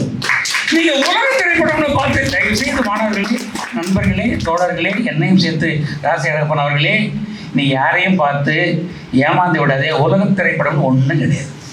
அவன் ஊரில் எடுக்கிறான், நான் பார்த்து வியக்கிறேன். நான் என் ஊரில் எடுக்கிறேன், நீ பார்த்து வியக்கிற. வினோத்ராஜை வியக்கலையா? வியக்கிறார்ல. ஏன்னா அவர் ஈரான் படம் மாதிரி பார்த்து எடுக்கல, அவர் ஊர் படத்தை எடுக்குது. அவன் ஈரான்காரன் பார்க்குறான், அமெரிக்காக்காரன் பார்க்குறான், பல்வேறு நாடுகள் பார்க்குறது. இப்படி ஒரு தேசத்தில், இப்படி ஒரு நிலப்பரப்பில், இப்பொழுது வளர்ந்துவிட்ட ஒரு விஞ்ஞானத்தில் ஒரு ஆணும் பெண்ணும் ஒன்றாக சேர்வதற்கு இவ்வளவு முரண்கள் இருக்கிறதா என்று அவன் பார்த்து ஒரு நாவலை போல புரிந்து கொள்கிறான். அதுக்குள்ள போறான். இந்தியாவுக்குள்ள, தமிழ்நாட்டுக்குள்ள, ஒரு சின்ன கிராமத்துக்குள்ள ஒரு சாதாரண விஷயம். மெட்ராஸில் லிவிங் டுகெதரே வந்துருச்சு. யார் பொண்டாட்டி யார் புருஷன் அவனுக்கு தெரியல, மெசேஜ் பார்த்து தான் புரிஞ்சுக்கிறான் என்கிற வேகமான ஒரு காலகட்டத்தில் இது இருக்கிறது என்று உலக நாடுகளில் இருக்கிறவர்கள் இந்தியாவையும் தமிழ் கலாச்சாரத்தையும் அவர்கள் இருக்கிற மனித மாண்புகளையும் இவர்களிலிருந்து சாரங்களை எடுத்துக்கொள்கிறான். அவன் சொல்றான், வினோத்ராஜ் அந்த தேசத்தினுடைய ஒரு முக்கியமான ஒரு இடத்தினுடைய மனித பிம்பங்களை, மனித முரண்களை எடுத்து சொல்றாரு. வியக்கிறான், கை கட்டுறான், கொடுக்குறான். அவன் கேட்கறான், என்ன இருக்குன்னு இது கொடுக்குறான் அப்படின்னு சொல்றான். என்ன இல்லைன்னு அவன் கொடுக்குறான். அவன் அறியாத ஒன்றை வினோத்ராஜ் கொடுக்கிறாரு. அதனால்தான் இந்த திரைப்படம் உலக திரைப்படங்கள் இடத்தில் அறியப்படுகிறது. நான் இந்த உலக திரைப்படம் சொல்லவே மாட்டேன், தயவுசெய்து மன்னிச்சுங்க, கோச்சிக்காதீங்க. கமலஹாசன் 3 ரூபாய் எழுதிட்டாரு, இவ என்ன அவர்கிட்ட வேலை செஞ்சாரு, இவ ஏன் சொல்ல மாட்டாங்கன்னு சொல்லாதீங்க. எனக்கும் தன்னம்பிக்கை இருக்கு, சுயமரியாதை இருக்கு. இது வினோத்ராஜினுடைய தமிழ் திரைப்படம், அது உலகத்துக்கு செல்கிறது. அவ்வளவுதான். தயவுசெய்து உலக திரைப்படம் சொல்லிட்டு உங்களை உங்களுக்கெல்லாம் உட்காந்து ஒரு துண்டு எடுத்து கட்டிட்டாங்கன்னா நீங்கள் அதை நம்பி தூங்க மாட்டீங்க, அது வேறு விஷயம். தயவுசெய்து அப்படிலாம் கிடையாதுங்க, அதெல்லாம் ஒன்றுமே கிடையாது. எனக்கு மிகப்பெரிய அதிர்ச்சி, இது கதையே கிடையாது. என்னடா என்ன விளையாடுறீங்க நீங்கள்? நாங்கள் எப்படி சொல்லி பழக்கப்பட்டிருக்கோம். நான் என்ன நினைக்கிறேன் அப்படின்னு வருவேன், அங்கே வேறு ஒரு முரண் இருக்கும். அதிலிருந்து மாறி மாறி கதாபாத்திரங்கள் பேசிக்கொள்ளோம், காட்சி அமைப்புகள் எடுத்துக்கொள்ளோம். இதையெல்லாம் விட்டுட்டு இந்த கதைகளில் என்ன கதைகள் சொல்கிற முறைகள் இருக்கும். மௌனி ஒரு 10 கதை எழுதியிருப்பார், அம்பை கொஞ்சம் கதை எழுதியிருப்பார். எல்லோரும் புரிந்து கொள்ளக்கூடிய கதையும் கவிதையும் எழுதுவாங்க, அதை எல்லாரும் புரிஞ்சிடும். ஆனால் ஒரு நுட்பமாக எழுதுகிற சில கவிஞர்கள் என்ன பண்ணுவாங்கன்னா, நாங்கள்லாம் வேறம் நீ 3 தடவைப்படி 4 தடவைப்படி புரியலையா, 5ஆம் தடவைப்படி 6ஆம் தடவை, டேய் முதல்லயே புரியல அப்புறம் ஏன் 5 தடவை படிக்கிற என்று கேட்கிற போது அவன் சொல்லுவான், உள்ள வச்சுக்கிற எந்த இடத்துல வச்சுக்கிற. அதுபோல ஒரு ஒரு திரைப்படத்தினுடைய தொடக்கத்தை வழக்கம் போல சொல்ல வருகிற கதாபாத்திரங்களின் செய்தி காட்சியாக இல்லாமல் நிறைய சிக்கலாய், இவன் காலேஜுக்கு போய் லவ் பண்ணி, அவன் போய் ஃபாரின்ல போய் பணம் எடுத்துட்டு வந்து திமிரில் நான் காசு கொடுத்து படிக்கிறேன்னு சொல்லி, இவனுக்கு நமக்கு உறவு ஒத்துப்பா கூடாதுன்னு சொல்லி 2 பொருட்களும் முடிவு பண்ணி, இந்த காசு இருக்கிற திமிரில் அவனை மறக்கணுன்ற முடிவு இருக்கு. ஏன்னா அந்த ஊர்ல இன்னும் பழக்கம் இருக்கு. விஞ்ஞானம் வளர்ந்த போதும் கூட இன்னும் ஒரு கூட்டம் நம்ம மச்சான் மாமன் இதுதான் பொண்ணு எடுக்கணும், அவன் நமக்கு உதவி பண்ணான், ஏன்னா நீ காசு கொடுத்து படிக்க வச்சா அந்த பெண் உன்னுடையதான் என்று பார்க்கிறவன் கேட்க வேண்டும் என்கிற அழுத்தமான ஒரு கோபத்துல இதெல்லாம் முன்னாடி நடந்திருக்கு. அதை நீ புரிந்து கொள்ளணும் ஒரு இடத்திலிருந்து ஆரம்பிக்கிறது. இவர் முன்னாடி கதையை நீங்க பார்க்கிறவங்க இந்த படம் முடிஞ்ச ஒரு பாட்டு என்ன நடந்திருக்கும், எங்கே இருந்து துவங்குகிறான் அப்படின்னு சொல்லிட்டு படம் பார்க்கிறவர்கள் அவர்கள் அனுபவத்தோடு, அவர்கள் உறவுகளினுடைய அனுபவங்களோடு நீங்கள் புரிந்து கொள்கள்னு ஒரு சின்ன சூட்சமம் வச்சு தான் தொடங்குங்க. வினோத்ராஜ் பாக்யராஜ்மார்க்கா சொல்றதுல கஷ்டம் கிடையாது. அவர் ஒரு முடிவு எடுக்கிறார். இந்த கதைக்கு பின்னாடி இருக்கு, இந்த கதை பின்னாடி நிகழ்ந்ததை, இந்த கதாபாத்திரங்கள் எங்க யாரு அப்படிங்கிறத அங்கங்கே ஒரு சம்பவத்தில் சொல்கிறார். தண்ணி அடிக்கும்போது சொல்கிறார், யார் தெரியுமா அவனை லேசில் விட்டுற மாட்டான், காசு விட்டு படிக்க வச்சிருக்கான் என்று சொல்கிறார். அந்த பொண்ணு எப்படி பண்ணு அங்கே பொம்பளை பேசும்போது சொல்கிறார். இப்படி முதல் காட்சியில் தொடங்க வேண்டிய ஒரு ஒரு உணர்வை அது அப்படியே விட்டுட்டு ஓரிடத்தில் அவங்க சாமியை பேய் பிடிச்சிருக்கின்ற தொடங்குது என்று அவர் தொடங்கி முன்னால் நடந்த கதை விழுமியங்களை அவர் ஆங்காங்கே நின்று நின்று நின்று கதாபாத்திரங்களை விளக்கி செய்கிறார். நான் தான் புரிஞ்சுக்கிறேன். பின்னாடி போய் சொல்றாரு, ஏன்னா நாம் அமைதியா இருந்து ஏன் இவர் யாரு இதெல்லாம் நான் கேட்டுக்கிட்டே போறேன், இது என்ன ஏன் முன்னாடி வந்து ஒரு சைக்கிள் வந்து இவ்வளோ பெரிய இது தாயத்தை கட்டின்னு போகிறான், ஏன்னா இன்னுமா நாங்கள் இருக்கிறீங்க என்று நினைத்துக் கொள்கிற மாதிரி அப்படியே போகிறார். அப்புறம் வந்து சில்வர் படம் வச்சுட்டு போகிறார், இன்னும் சில்வர் படம் தானா என்று அவர் வைக்கிறார். இவர் நிறைய குறியீடுகளை நீங்கள் உங்கள் வாழ்க்கையின் சம்பவங்களோடு புரிந்து கொள்கின்ற புதிய ஒரு முயற்சியை பண்ணியிருக்கார். இவர் வந்து ரொம்ப பயங்கரமான இல்லை, ஒரு வெட்டைங்கன்னா அவர் கொளுத்துருவார். ஆனால் அதெல்லாம் பண்ணாமல் ஒரு தீப்பெட்டியை கையில் வைத்துக்கொண்டு திரைக்கதை எழுதுவது மாதிரி ஆங்காங்கே சொல்லிக்கிட்டு போகிறார். எனக்கு ரொம்பவும் அதிர்ச்சியான சம்பவம், ஒரு படித்த சமூகத்தில் இருக்கிற பெண்கள் உறவுகளில் சிக்கிக்கொண்டு அழுத்தமாக இன்னொரு பெண்ணை வளராமல் தடுக்கிற போது எங்கேயோ ஒரு விவசாயம் பண்ணுற ஒரு இடத்துல ஒரு சின்ன பொண்ணு காலையை சாதாரணமாக அடக்கி விடுகிறான்னு ஒரு முரணை சொல்கிறாரு. நீங்கள் தான் திருந்தலை, இவங்க திருந்திட்டாங்க என்று சொல்வது போல் அது நீங்கள் நினைச்சு சொன்னீங்களே இல்லையான்னு கிடையாது, நான் தான் எடுத்துக்கிறேன். ஆக படிப்பறிவு சாதாரணமாக இருக்கிறவங்க யாரையும் கட்டி இழுத்துக் கொள்ளலாம். ஒரு பெண் நினைத்தால் முரட்டுக்காலை அடங்குற மாதிரி அடக்க முடியும். ஆனால் இவர்கள் வந்து நமக்கு சொந்தம் பந்தம் அக்கா தங்கச்சி அப்படின்னு ஒரு பணம் இருக்கு பணம் இல்லை என்று பிணைப்பில் வைத்துக்கொண்டு ஏன் இப்படி போராடி கொண்டிருக்கிறார்கள் என்று நீங்கள் சிந்தித்துக் கொள்ளுங்கள் என்பது போல பல்வேறு இடங்களில் என்னை அவர் போலவே ஆக்குகிறார். வினோத்ராஜ் வந்து பணம் கொடுத்து பார்க்குறவன பொண்ணு ஓடிவிடான்றார், டேய் நீ பார்த்த படம்லாம் கிடையாது. இன்னொன்று வினோத்ராஜ் மாதிரியே உன் வாழ்க்கையில் நடந்த சம்பவங்களோடு நீ எங்கிருக்கிறாய் என்ன செய்ய வேண்டும் என்கிற ஒரு உத்தியை கையாண்டிருக்கிறார். ஒருத்தர் சொன்னான் இன்டர்வலில் படம் பார்த்துட்டு, என்ன சார் இவர் கூழாங்கல்ல நடந்துக்கினே போய் படம் எடுத்தார், கூட்டுக்கடையில் ரிக்ஷா எடுத்துட்டு போகிறாரு, அடுத்த படம் பஸ்லையா ட்ரெயின்லையா அதுக்கப்புறம் வந்து ஃப்ளைட்லையான்னார்.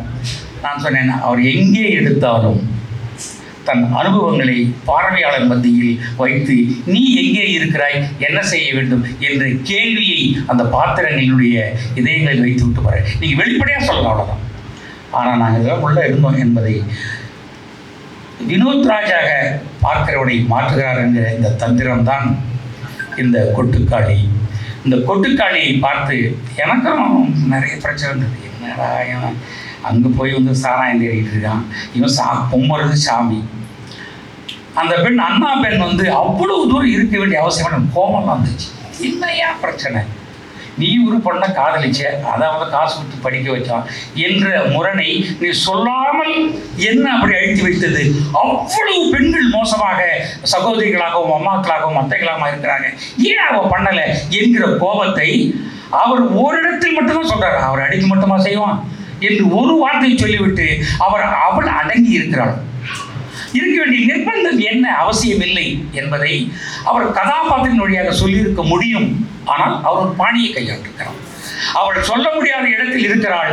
நீங்கள் அந்த கொட்டுக்கலையாக இருந்தால் அதை என்ன செய்வீர்கள் என்று கேட்கிறார். நான் சொல்லுவேன், கொட்டுக்கலையினுடைய பல கதாபாத்திரங்கள் எங்களை பேசவிட்டு நாங்கள் வேறு விதமாக செயல்பட வேண்டும் என்றுதான் சொல்லுகிறது.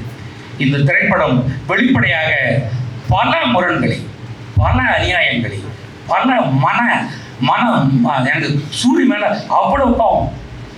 கேடுகட்ட பேலை, நீ என்ன நீ காசு வச்சுக்கிற ஒரே காரணத்துக்காக அந்த பொண்ணு பாட்டு கூட பாட முடியாது கை வைக்கிற.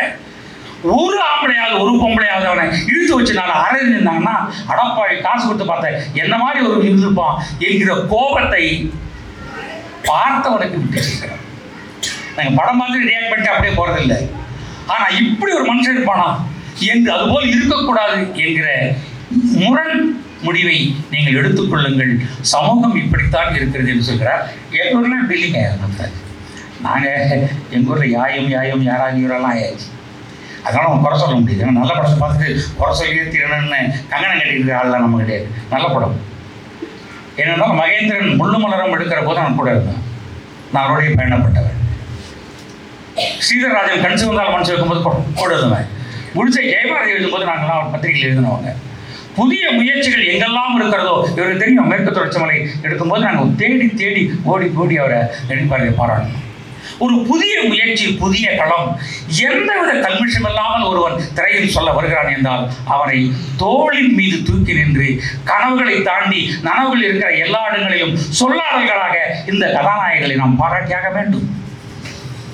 இந்த விருமாண்டி படத்துல அந்த உரம் உன்னை விட இந்த உலகத்தில் வசந்தது ஒண்ணுமில்லை ஒண்ணுமில்லைன்னு ஒரு பாட்டு கேட்டுருப்பீங்க. அதில் ஒரு ஆடியோ சத்தம் ஒன்று வரும் கடன்னு சொல்லிட்டு. அது நாங்கள் லொக்கேஷன் பார்க்கும்போது நானும் ஆர்ட் டைரக்டர் பிரபாகரும் RS சிவாஜி நாங்கள் போகும்போது பார்த்துட்டே போனோம். இல்லை செம்மண் ஏரியா இருக்க மதுரையில் சொல்லிட்டு பார்த்துட்டு போகலாம் சொன்னோம். அதை நாங்கள் ஷூட் பண்ணி அந்த கேப்சர் பண்ணுங்கன்னு சவுண்ட் இருக்கும். அப்படி நாங்கள் கேப்சர் பண்ணி எதுக்கு நாங்கள் எடுத்து போகும்போது அந்த அந்த அந்த ஒலியை நாங்கள் வந்து கமல் சார்ட்ட சொல்லி இது வந்தால் நல்லா இருக்குன்னு சொன்ன ஒரு போது அதை இளையராஜா ஏற்றுக்கொண்டு அந்த படத்தில் அந்த ஒலியை பயன்படுத்தினார். அழகான ஒலி. நீங்க இயற்கையில் இருக்கிற அவ்வளவு சங்கீதங்கள் நாம எல்லாம் மறந்துட்டோம், காதை தொலைச்சிட்டோம். ஒரு அழகான அமைதியே நமக்கு கிடையாது, உறக்கத்தில் கூட கிடையாது. சாப்பாட்டுக்கு வழி இல்லாம பல பேர் வந்து நம்ம மண்டைக்குள்ள புகுந்து சிந்திக்க சொல்கிறான். ஒரு நல்ல அமைதி, நான் நானாக இருக்க வேண்டும் என்கிற அந்த எண்ணத்தை ஒரு திரைப்படத்தில் அழகாக அந்த 1.5 மணி நேரம் அழகாக அந்த வேலிகாத்த முள்ளு மேலே போய் அங்கே போய் பண்ணி மிகச்சிறப்பாக பண்ணியிருக்கிறீர்கள். இந்த படம் வழக்கம் போல இருக்கிற படம் அல்ல, ஆனால் இது புதிய வழி காட்டுகிற படம். இந்த படத்தை நான் முழுமையாக இன்னொரு படமாக எனக்குள் ஓடுகிற அந்த சந்தர்ப்பத்தை கொடுத்த உங்கள் அனைவருக்கும், வினோத்ராஜிற்கும், இந்த நல்ல இந்த கூட்டத்தை அமைப்பதற்கு காரணமான கோழிப்பண்ணை செல்லத்துறை CV ராமசாமி ஸ்பான்சர் பண்ணியிருக்காரா, அவருக்கும் வாழ்த்து சொல்லி அவரெல்லாம் வந்து பாராட்டணும். ஸ்பான்சர் மட்டும் பண்ணால் போதாது, இதுவரை கலைஞர்களை தூக்கி கொண்டாட வேண்டும். யார் என்ன செய்தாலும் நான் நல்ல கலைஞர்களை தூக்கி தூக்கி உலகத்திற்கு பாராட்டுவேன் என்று சொல்கிற உலக சினிமா பாஸ்கரன், வேணாம் உள்ளூர் பாஸ்கரன் அவர்களை நான் மனசார பாராட்டுகிறேன். எனக்கு முன்னால் பேசிய அனைத்து கலைஞர்களுக்கும் நான் ஒருவேளை எப்படி பேசணும்னு எனக்கு தெரியல, ஆனால் நான் கொஞ்சம் கூட எந்தவித கல்மிஷம் இல்லாமல் மனதில் பட்டதை சொல்கிறேன். வினோத்ராஜ், நீங்கள் தொடர்ந்து செயல்பட வேண்டும். நீங்கள் எப்படி தொடர்ந்து செயல்பட்டாலும் நல்ல படத்தை ஆதரிப்போம், கெட்ட படத்தை வழக்கம் போல காசு கொடுத்தும் ஆதரிப்போம். வணக்கம், நன்றி. நிறைய சினிமா பார்த்துருக்கேன், ஆனால் கொட்டுக்காளி என்னைய ரொம்ப டிஸ்டர்ப் பண்ணிடுச்சு. ஒரு 3 டேஸ்க்கு முன்னாடி ஒரு டைம் பார்த்தோம். திரும்ப சென்னைக்கு வந்த பின்னாடி நம்ம வடபழனியில் இருக்கக்கூடிய விஜயா மால்லையும் அந்த படம் பார்க்கணும். ஏன்னா பெரிய ஸ்க்ரீனு, நல்ல சவுண்ட் சிஸ்டம் நல்லாயிருக்கும். ஏன்னா எங்கள் படமும் சிங் சவுண்டில் தான் எடுக்கப்பட்ட படம். இது இந்த அளவுக்கு ஒரு டிஸ்டர்ப் பண்ணுதுன்னு சொல்லிட்டு போய் பார்த்தோம். மிகப்பெரிய அறிஞர்கள் மத்தியில் தான் படம் பார்த்தோம். கிட்டத்தட்ட ஒரு 30லேருந்து 40 இடத்துல அந்த தியேட்டரில் சிரிப்பொலியும் மக்களுடைய வைப்ரேஷனும் இருந்துச்சு. அது ஏன்னா ஒரு தயாரிப்பாளராக அதை கவனிக்க முடிஞ்சுது. அந்த படத்தில் அந்த பொண்ணு வந்து அது ஹீரோயின் வந்து ஒரே ஒரு இடத்துல தான் பேசுகிறாங்க. என்னை அடிக்க மட்டும்தான் செய்கிறாங்களா அப்படின்னு சொல்லிட்டு தூங்கிட்டு இருக்க நம்மளை வந்து கேள்வியோடு தான் அனுப்பியிருக்காங்க. வெளியே நம்மளை சும்மா அனுப்பலை. சினிமாங்கிறது தயாரிக்கிறது எவ்வளோ பெரிய கஷ்டம். இங்கே இருக்கிற ஒவ்வொருத்தருக்கும் ஒரு கனவு இருக்குது, ஒரு படத்தை இயக்கணும் அப்படின்னு சொல்லிட்டு. இப்போ அவருக்கெல்லாம் ஒரு நல்ல ஒரு தயாரிப்பாளர் கிடச்சிருக்காரு. நான் பாஸ்கருக்கும் கூட ஒரு தயாரிப்பாளரை கிடச்சிருக்கேன். அது ஒரு பெரிய விபத்தும் கூட. ஏன்னா கோயம்புத்தூரில் வந்துட்டு ஃபஸ்ட்டு கோலங்கள்ங்கிற ஆர்கனைசேஷன் மூலமாக எனக்கு பாஸ்கர் அறிமுகமானார். அப்போ எனக்கு ஒரு சினிமா எடுக்கணுங்கிற ஒரு பெரிய ஆர்வம் வந்து எனக்குள்ளே பெருசாக இருந்துச்சு. அப்போது அதுக்கு வந்து பல பேருக்கு அனுப்பும் போது எத்தனை கோடி வச்சுருக்கீங்கன்னு தான் கேட்டாங்க. அப்போ கோடிங்கிறது எனக்கு இல்லை, ஏன்னா நான் திருக்கோடியில் நிற்கிறவன். கோயம்புத்தூரில் ஒரு சின்ன ஒரு மோட்டார் கம்பெனி வச்சுருக்கேன், கொஞ்சமாக நிலங்களில் விவசாயம் பண்ணுறேன். 3வது தொழிலாக ஒரு சினிமா தயாரிப்பு நிறுவனத்தை ஆரம்பிக்கணுங்கிறது என்னோட ரொம்ப நாள் ஆர்வம். அப்போ பாஸ்கர்கிட்ட பேசும்போது ஒரு 10 லட்ச ரூபா இருந்தால் போதுங்க, படம் எடுத்துடலாம் அப்படின்னு சொன்னார். அவர் எடுத்த உற்சாகத்தின் அடிப்படையில் படம் எடுத்தோம். அதுக்கப்புறம் சோமாவளி இப்படி எல்லாத்துக்குமே தெரியும் அந்த படத்தோட கதை என்ன ஆச்சு. இன்ன வரைக்கும் அது போராட்டம் தான். ஆனால் என்னை கொண்டு போய் பிரான்ஸ் வரைக்கும் கொண்டு விட்டுருச்சு. இப்போ சமீபத்தில் பாஸ்கர் நானும் அந்த கேன் ஃபெஸ்டிவலுக்கு போயிருந்தோம். அந்த பிரான்ஸ் நாட்டில் எந்த அளவுக்கு ஒரு கலைஞர்களை மதிக்கிறார்கள் அப்படிங்கிறது வந்து தெரிஞ்சிச்சு. ஏன்னா ஒரு ஸ்டேஷனுக்கு போகும்போது மெட்ரோவில் 1960 அவன் வந்து மெட்ரோவை வந்து கிட்டத்தட்ட ஒரு நம்ம 8 பிளாட்ஃபார்ம் 6 பிளாட்ஃபார்ம் கீழே 100 அடி கீழே வச்சுருக்கான். அப்போ அவன் அன்றைக்கே டெவலப் ஆகிட்டான். எந்தெந்த பிரச்சனைகள் மனிதனுக்குள்ளே வருமோ அதையெல்லாம் தீர்வு கண்டு அவன் அதுக்கு உண்டான டெவலப்மெண்ட் அரசியல் ரீதியாக கொண்டு போய் சேர்த்ததுனால அவன் எங்கேயோ போயிட்டான். நாம் இன்னுமே ஒரு சின்ன ஒரு பிரச்சனைகளில் ஒருத்தருக்கு தீர்வுகளாக வாழ்ந்துட்டு இருக்கோம். இந்தியா பன்மை தன்மையில் வந்து பெரிய ஒரு வளர்ச்சி கண்ட நாடுன்னு சொல்லிட்டு இருக்கோம். வேற்றுமையில் ஒற்றுமைன்னு சொல்லிட்டு இருக்கோம். இன்னைக்கு நாட்டுடைய அரசியல் வேற மாறி போயிட்டு இருக்குது. ஆனால் அப்படிப்பட்ட இடத்துல மனிதர்களுக்குள்ள மிகப்பெரிய தீர்வுகளாக வாழ்ந்துட்டு இருக்கும் போது அந்த சினிமாங்கிற கலை தான் வந்து அதுக்குள்ள பூந்து எல்லாரும் ஒரே உடம்புல ஓடுறது, எல்லாரும் காற்றத்தான் சுவாசிக்கிறோம், எல்லாரும் உடம்புல ரத்தம் தான் ஓடிட்டு இருக்குங்கிறத சினிமா மிக அற்புதமாக அந்தந்த பகுதிகளுக்கு போய் அந்த மக்களின் வாழ்வியலை அவர்கள் மொழிகளிலே எடுத்து பேசுவதில் சினிமா மிக முக்கியமான பங்களிக்குது. அதில் நம்ம கொட்டுக்காளி வந்து அந்த படத்துடைய அர்த்தம் வந்து பொதுவாக ஒரு படத்துடைய டைட்டில்ஸ் வரும்போது நான் எப்படி சிந்திப்பேன்னா அது என்ன அர்த்தம், புதுசாக இருக்க கொட்டுக்காளிட்டு இருக்க ஏதோ சாமியோட பேரோ அப்படின்னு சொல்லி கேட்கும் போதும் இல்லை, அது ஒரு அடமெண்ட், ஒரு பெண் சாமியுடைய கோபம். அந்த அடமெண்ட் அப்படிங்கிற ஒரு அர்த்தம் தெரிஞ்ச உடனேயுமே அதுவே ஒரு மெய்சிலுக்க வச்சுது. ஏன்னா இப்படி ஒரு பேரான அந்த படம் பார்க்கும் போது தான் தெரியுது அது எவ்வளோ பெரிய அழுத்தத்தை ஒரு சமூகத்தில் இருக்கக்கூடிய ஒரு ப்ரெஷரை ஒரு பெண் கல்விங்கிறது முகமது நபி சொன்னாங்க. ஒரு பெண்ணுக்கு கல்வி கற்றுக்கொள்வதுங்கிறது ஒரு உலக சமுதாயத்துக்கு அந்த சமுதாயத்துக்கு அந்த குடும்பத்துக்கே மிகப்பெரிய ஒரு வெற்றியை தரக்கூடிய ஒரு விஷயமா சொன்னாங்க. ஆனால் எங்கள் சமூகமெல்லாம் ரொம்ப பின்தங்கி தான் இருக்குது. இப்போ கொஞ்சம் ஃபார்வேர்ட் ஆகிட்டு இருக்குது. அதே நேரத்தில் இந்த விஷயத்தை மதுரையை சுற்றி இருக்கக்கூடிய திருநெல்வேலி மாவட்டத்தை சேர்ந்தவன், நான் பிறந்தது வளர்ந்ததெல்லாம் கோயம்புத்தூர் தான். அந்த மதுரையில் இருக்கக்கூடிய ஒரு பழக்க வழக்கத்தை மிக அற்புதமாக ஆய்வு செய்து அதை மிக அருமையாக திரைமொழியில கூறி அந்த இடத்துல என்ன நடக்குதுங்கிறத மிக அற்புதமாக சொல்லியிருக்காரு.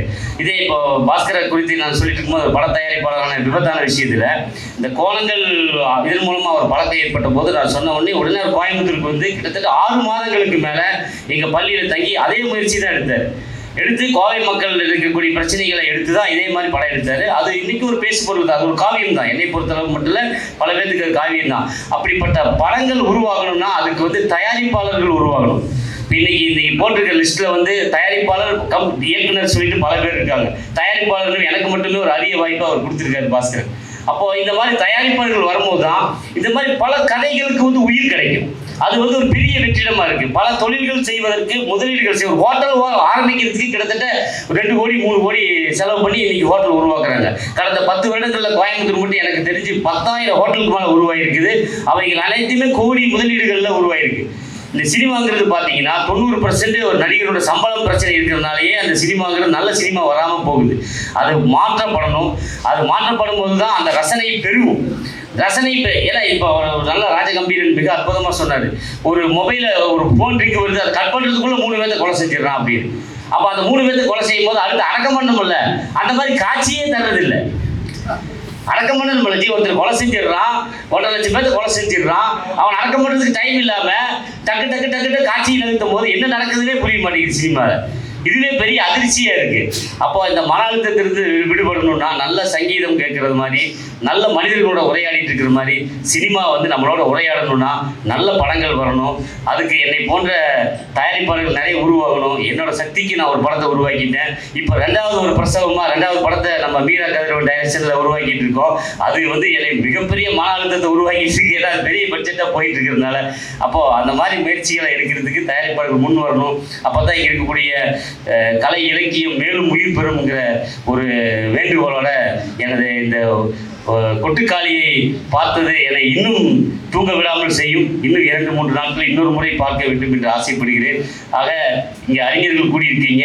உங்களுக்கு நான் கருத்தை சொல்லி தருவதற்கு எனக்கு அந்த வகையில் என சோமாவளி பணம் இருக்கட்டும், ராஜகம்பீரனமாகட்டும், மிகச் சிறப்பாக சினிமாவில் கடந்த 20-30 வருடங்களில் 40 வருடங்களாக பயணித்துக் கொண்டிருப்பவர்கள் நமக்கு இதில் சினிமா சம்பந்தமாக பேசக்கூடிய முதல் மேடை அப்படிங்கிறதுனால இதை உங்களுக்கு அந்த கொட்டுக்காளிக்கு இந்த வாய்ப்பு கொடுத்த பாஸ்கர் சார் அவர்களுக்கு நன்றியை தெரிவித்துக் கொள்கிறேன். நன்றி, வணக்கம்.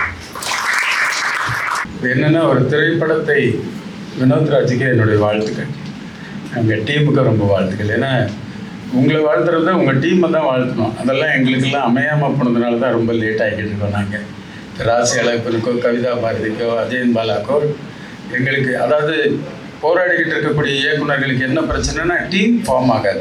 இப்போ எங்களுடைய நான் பணியாற்றின பாரதிராஜ சார் கூட அவருக்கு பெரிய ஒரு டீம் ஃபார்ம் ஆச்சு 16 வயதுலேயே. அது மாதிரி மணிரத்னம் சாருக்கு பார்த்தீங்கன்னா அவருக்கு 4வது படத்தில் தான் டீமே ஃபார்ம் ஆகுது. அதனால 3 படம் அவர் தொடர்ந்து சாதாரண படங்கள் கொடுக்குற மாதிரி நிலைமை வந்துச்சு. அது மாதிரி பீம் சிங் அவர்கள் கூட 3 படம் தோல்வி படங்கள் கொடுத்தாரு. ஏன்னா டீம் ஃபார்ம் ஆகாது. டீம் உங்களுக்கு ஃபார்ம் ஆயிடுச்சு, நீங்கள் பண்ண சின்ன படத்துலேயே குளங்கள்லேயே அமைஞ்சிருச்சு. அதன் பிறகும் மறுபடியும் அந்த டீமையும் வச்சு பிரமாதமாக நீங்கள் ஒரு படம் எடுத்தீங்க. பொதுவாக இலக்கியத்தில் சொல்லும் இல்லையா, கம்பராமாயணம் அல்லது கம்பன் வெற்றி பெற்றதுக்கு காரணம் சடையப்பவள்ளல் தான். அது மாதிரி உங்களுக்கு சிவகார்த்திகேயன் கிடைத்ததுனால தான் இந்த வெற்றி அப்படின்னு தான் நான் என்னுடைய கருத்தில் மாற்று கருத்து கூட உங்களுக்கு இருக்கலாம். ஆனால் உண்மை தான். இதில் இன்னொரு செய்தி நான் சொல்லி ஆகணும். ராசி அழகப்பன் பேசும்போது கூட சொன்னார். அதாவது சினிமாவுக்குள்ளே இருக்கிறவர்கள் உங்கள் படத்தை பார்ப்பது வேறு மாதிரி நாங்கள் பார்ப்போம், ரசிகர்கள் வேறு மாதிரி பார்ப்பாங்க, தயாரிப்பாளர்கள் வேறு மாதிரி பார்ப்பாங்க. உலக சினிமாவை வெளியில இருந்து பார்க்குறவங்க, உலக சினிமாவை உண்மையை பார்த்துருக்க மாட்டாங்க, கேள்விப்பட்டிருக்கிறவர்கள் உலக சினிமாங்கிறது வேற மாதிரி நினச்சிக்கிட்டு இருப்பாங்க. ரசிகலப்பன் ஒரு விளக்கம் சொன்னார் இல்லையா, உள்ளூர் சினிமாவை தரமாக செய்தால் அது உலகத்திற்கு போய்விடும் சொன்னார். அந்த மாதிரி கருத்துக்கள் இருக்கு. உங்களுடைய படத்தை நான் பார்த்து விட்டும் எனக்கும் இது நல்ல படம், நல்ல முயற்சி இருந்தது. ஆனால் என்னன்னா, இப்போ நீங்கள் பார்த்துருப்பீங்க ஆட்டோலாம் ஓலா மெத்தடில் இப்போ நம்ம ஃபோனில் புக் பண்ணால் உடனே ஆட்டோ வர்றத அந்த துறை மிகப்பெரிய உயரத்துக்கு போயிடுச்சு. கோடிக்கணக்காக சம்பாதிக்கிறாங்க அந்த ஓலாக்காரங்க.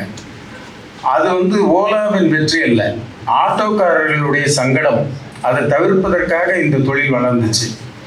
அது மாதிரி கமர்ஷியல் படம்னு சொல்லி சலிப்பு தட்டி இருக்கக்கூடிய இந்த தமிழ் சமூகத்தில் உங்களுடைய படம் பாராட்டப்படுது.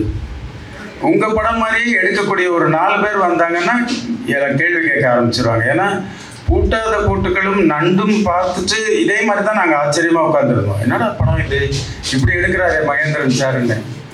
ஆனால் அப்போ சலிப்பு தட்டக்கூடிய நிலைமை இல்லை. ஏன்னா அப்புறம் மாதிரியே நிறைய படங்கள் எடுக்கக்கூடியவர்கள் இருந்தார்கள். இப்போ எங்கள் டைரக்டர்லாம் சொல்லுவார், பாரதிராஜ் சார் சொல்லுவார், அமையனையா வெற்றி என்பது அமைவது தான் அப்படின்னு. அது மாதிரி சில நேரம் அமைந்து விடும் வெற்றி. இப்போ எங்கள் டைரக்டர் முதல்ல படம் எடுக்கும்போது 16 வயதில் எடுக்கும் பொழுது நான் டைரக்ட் பண்ண மாட்டேன்னு சொன்னாராம். யாராவது நம்ப முடியுமா? ஒரு இயக்குனர் முதல் படத்தில் அவர் கொடுக்குற வெற்றி 50 ஆண்டுகளுக்கு நிலைத்த புகழை தரக்கூடிய ஒரு இயக்குனர் தனக்கு படம் பண்ண சொல்கிறவங்கள்ட்டே நான் டைரக்ட் பண்ணலைங்க, அந்த அளவுக்கு நான் இன்னும் ப்ரிப்பேர் ஆகலைன்னு சொல்லியிருக்காரு. அப்புறம் தான் எடுக்க வேண்டும்னு நினைச்ச படம் சிகப்பு ரோஜாக்கள்ங்கிற கதையை எடுக்கணும்னு நினச்சிருக்காரு. ஒருவேளை சிகப்பு ரோஜாக்களை பாரதி ராஜா எடுத்திருந்தால் அவர் இந்த மாதிரி ஒரு 50 ஆண்டுகள் நிலைத்த புகழ் இருந்திருக்குமா? அதனால் அமையிறது தான் அப்படின்னு ஒரு வெற்றி பெற்ற பிறகும் எங்கள்கிட்ட சொல்லுவார் நாங்கள் ஒர்க் பண்ணும்போது. அப்போ ராஜ்கண்ணன் சார் சொல்கிறாரு, நீங்கள் வச்சிருக்கிற கதையில் சொல்லுங்கள். சிகப்பு ரோஜாக்கள் சொன்ன உடனே அவர் சொல்லியிருக்காரு, நீ ஸ்டார் ஹோட்டலுக்கு போயிருக்கியா அப்படின்னு கேட்டிருக்காரு பாரதிராஜ் சார். அந்த நேரத்தில் நீ ஏதோ பெட்ரோல் பங்க்கில் வேலை செஞ்சேன்னா, தேனியில் இருந்தேன்னா, கார்பரேஷனில் இன்ஸ்பெக்டராக வேலை செஞ்சேன்னா நீ போயிருக்கியா? போகாததெல்லாம் ஏன் எழுது? இல்லை ஆங்கில படத்தை பார்த்து அப்படின்னு சொல்லியிருக்கேன். அதெல்லாம் வேண்டாம், உனக்கு தெரிஞ்ச கதை எதுன்னா மயில்னு ஒன்று NFDCக்கு அப்ளை பண்ணியிருக்கோம், ரிஜெக்ட் ஆகிருக்குன்னு சொன்ன உடனே அதுதான் உனக்கு தெரிஞ்சது தான், அதை கரெக்டாக பண்ணியா அப்படின்னு சொல்லி அதுக்கப்புறம் இளையராஜா சங்கர் போன்றவர்கள், SP பாலசுப்ரமணியம் போன்றவர்கள்லாம் இதை காம்பினேஷன் பண்ணுங்கன்னு சொல்லியிருக்காங்க. எப்படி கமல், ரஜினி இவங்கெல்லாம் காம்பினேஷன் வந்தது தான். எங்கள் டைரக்டர் ரொம்ப தீவிரமாக ட்ரை பண்ணது நாகேஷ் தான். இப்போ கமலஹாசன் ரோலில் நாகேஷ் நடிச்சது தான் என்ன இருக்கும் இப்போ நினச்சா கூட அதிர்ச்சிகரமாக இருக்கு. ஏன்னா அவர் சிறந்த கலைஞர் தான். ஆனால் அந்த ட்ரெண்டு மாதிரி அடுத்த கட்டத்துக்கு போகிறதுக்கான முயற்சி எடுத்தார். அந்த மாதிரி அன்னக்கிளி ஒரு பெரிய வெற்றி அடையுது அப்படின்னா அது பிளாக் அண்ட் ஒயிட்டில் வெற்றி அடைஞ்சு அந்த நேரத்தில் எங்கள் இயக்குனர் கலரில் ஒரு 77 ஒரு படம் கொடுக்கும்போது நடந்தது. இதெல்லாம் உங்களை ஜாக்கிரதைப்படுத்துறதுக்காக சொல்கிறேன். ஏன்னா ஒரு வெற்றி உங்களை மயக்கிடக்கூடாது, தொடர்ந்து நீங்கள் நீண்ட வெற்றி தரணுங்கிறதுக்காக சொல்கிறேன். ஏன்னா இப்போ டாக்டர் கலைஞர் அவர்கள் முதல் முறையாக சட்டமன்றத்தில் பேசும்பொழுது அவருடைய பேச்சை ரொம்ப எல்லாருமே அந்த 234 சட்டமன்ற உறுப்பினர்களும் பாராட்டினாங்க. அது அரசியல் குறிப்பில் இருக்குது. ஆனால் பாராட்டாத ஒரே ஒருத்தர் பேரறிஞர் அண்ணா தான். நீங்கள் எவ்வளோ ஆச்சரியமாக இருக்கும் இந்த செய்தி. என்ன சொன்னாலும் கலைஞர் போய் அண்ணா கிட்ட கேட்டிருக்காங்க, தலைவரே எல்லாரும் பாராட்டுறாங்க நான் பேசினேன் என்னுடைய சட்டமன்ற பேச்சை, நீங்கள் மட்டும் பாராட்டவே இல்லையா, அமைதியாக இருக்கீங்களே அப்படின்னு கேட்டதுக்கு பேரறிஞர் அண்ணா சொல்லியிருக்காரு, இதுதான் கடைசி பேச்சு, இதுக்கப்புறம் தூக்கு மேடைக்கு போகிறவங்க பேசுகிற மாதிரி பேசியிருக்க அப்படின்னு சொன்னாங்க. அதனால் என்ன அளவு பேச வேண்டும் என்பது ஒரு தெரியணும், என்ன அளவு படம் எடுக்க வேண்டும்னு தெரியணும். ஆனால் உங்களுக்கு இந்த பின்னணி பார்த்தீங்கன்னா, நீங்கள் ஒரு பெரிய வீடியோ பார்க்கில் ஒர்க் பண்ணியிருக்கீங்க. உலக படம் முழுக்கிறது பக்கத்துலேயே வச்சு தினசரி 3 படம் பார்த்தவர். அதனால தான் இந்த நாலேஜ் வந்திருக்கு விஷுவல் மேக்கிங்கில். இந்த விஷுவல் மேக்கிங் ரொம்ப பிரமாதமாக இருக்குது, நோ டவுட். ஆனால் கமர்ஷியல் சினிமாவில் இருக்கக்கூடிய சலிப்புகள் உங்களுடைய வெற்றிக்கு காரணமாக இருக்குது. கார் ரேஸில் நீங்கள் போட்டி போடுற வேலையை நீங்கள் பண்ணலை. நீங்கள் சைக்கிள் ரேஸ் பண்ணுறீங்க, அதுவும் ஸ்லோ சைக்கிள் ரேஸ் நீங்கள் பண்ணது. சைக்கிள் ரேஸை கூட வேகமாக பண்ணுற சினிமாக்காரர்களை பார்த்துருக்கோம். ஆனால் சைக்கிளையே மெதுவாக ஓட்டி ஒரு ரேஸ் நடத்தி அந்த ரேஸுக்கு ஸ்பான்சர் பண்ணியிருக்காரு பாருங்க சிவகார்த்திகேயன். அதுதான் சிறப்பு. அதனால் உங்களுக்கு எல்லாம் அமைந்திருக்கிறது. இந்த வெற்றி தொடர வேண்டும் என்பது தான் என்னுடைய எண்ணம். அதனால் உலக சினிமா என்பது கம்யூனிகேஷன் தான், விஷுவல் கம்யூனிகேஷன். நீங்கள் எவ்வளோ தூரம் கம்யூனிகேட் பண்ணுறீங்க. இப்போ நான் மதுரையை சேர்ந்தவன். என்னுடைய அக்கா பொண்ணு இதே மாதிரி வந்து பேய் பிடிச்சதா உள்ள என்ன வச்சிருக்காங்கன்னு தெரியாமல் நாங்கள் கூட்டிகிட்டு அலையிறோம். இன்னும் கூட அலைஞ்சிக்கிட்டு இருக்கோம் ஒரு 10 ஆண்டுகளாக. அப்போ நான் அந்த படத்தை பார்க்கும்பொழுது இப்போ நமக்கு தெரிஞ்ச செய்தியை வினோத்ராஜ் எவ்வளோ அழகாக சொல்லியிருக்காரு அப்படின்னு நான் நினச்சேன். ஏன்னா நாங்கள் போலீஸ் ஸ்டேஷனில் போய் ஒரு கம்ப்ளைண்ட் கொடுக்கறதுக்காக நான் கூட்டிகிட்டு போய் என்னுடைய அக்கா பொண்ணு இந்த மாதிரி யாரோ ஒருத்தன் இது பண்ணிட்டான் சார், அதனால் இன்னும் கம்ப்ளைண்ட் கொடுக்குறேன் போலீஸ் ஸ்டேஷனில் போயிட்டு வந்தால் இன்ஸ்பெக்டர் அவர் அந்த மாமா உள்ளே வர சொல்லுமா அப்படின்னாரு. அந்த பொண்ணை விட்டுட்டு, என்னுடைய அக்கா பொண்ணை விட்டுட்டு உள்ளே வந்தோன்னே, ஐயோ நீ என்னையா உறவுக்காரன்னு சொல்லி அந்த பொண்ணை டிஸ்டர்ப் பண்ணிட்டு இருக்க, எதுக்கு அந்த பொண்ணெல்லாம் கூப்பிட்டு வர, அந்த பொண்ணுக்கு நீ போலீஸ் ஸ்டேஷன் கூப்பிட்டு வந்தது பிடிக்கல, இனிமேல் வராதன்ட்டாங்க. என்னுடைய அக்கா பொண்ணு என்ன சொல்லியிருக்கு, எல்லா பிரச்சனைக்கு காரணம் இந்த மாமா தான் சொல்லிட்டு வந்துச்சு. எனக்கு ரொம்ப ஷாக். அது மாதிரி இப்போ சமீபத்தில் என்னுடைய அக்கா பொண்ணை சென்னைக்கு வர வச்சு அது ட்ரீட்மெண்ட்டுக்காக இது பண்ணி பேசும்போது ஒரு நாள் என் கூட காரில் ஏறிட்டு ஒரு 3 மணி நேரம் ட்ராவல் பண்ணுறேன். அவருடைய கணவர் பக்கத்தில் இருக்காரு. 3 மணி நேரம் தொடர்ந்து பேசிக்கிட்டே இருக்கு. என்ஜினை நான் ஆஃப் பண்ணுற வரைக்கும் அது பேசிக்கிட்டே இருக்கு. ஒரு டிஸ்டன்ஸ் 3 hours கண்டினியூஸாக பேசுது. இப்போ சமீபத்தில் அது பேசுனதா அவங்க கணவர்கிட்ட பேசுனது சொன்னேன். எங்கள் வீட்டுக்காரர் அந்த 3.5 கோடி ரூபாய் எடுத்துகிட்டு வந்தான், மிஷின் வாங்கிட்டு வந்து எண்ணிக்கிட்டே இருக்கான். அந்த பணத்தை வச்சு என்ன பண்ணுறான்னு தெரியல, அது என்னன்னு பாருங்க மாமா அப்படின்னு எனக்கு ஃபோன் பண்ணுது. ஏம்மா இதெல்லாம் வெளியில் சொன்னேன்னா அவரை அரெஸ்ட் பண்ணிடுறாங்க, நம்ம அதுக்கு இருக்கு மாதிரி ஏதோ பேசிக்கிட்டே இருக்குதுங்க. எனக்கு இப்படி இந்த மாதிரி பேச்சுக்கள் ஒரு கதாபாத்திரங்கள்லாம் நான் சந்தித்தேன். அதே மாதிரி நீங்கள் காட்டின தங்கச்சி, என்னுடைய தங்கச்சி அப்படி தான். இப்போ ஒரு 10 நாள் வீட்டுக்கு வந்துட்டு போச்சு.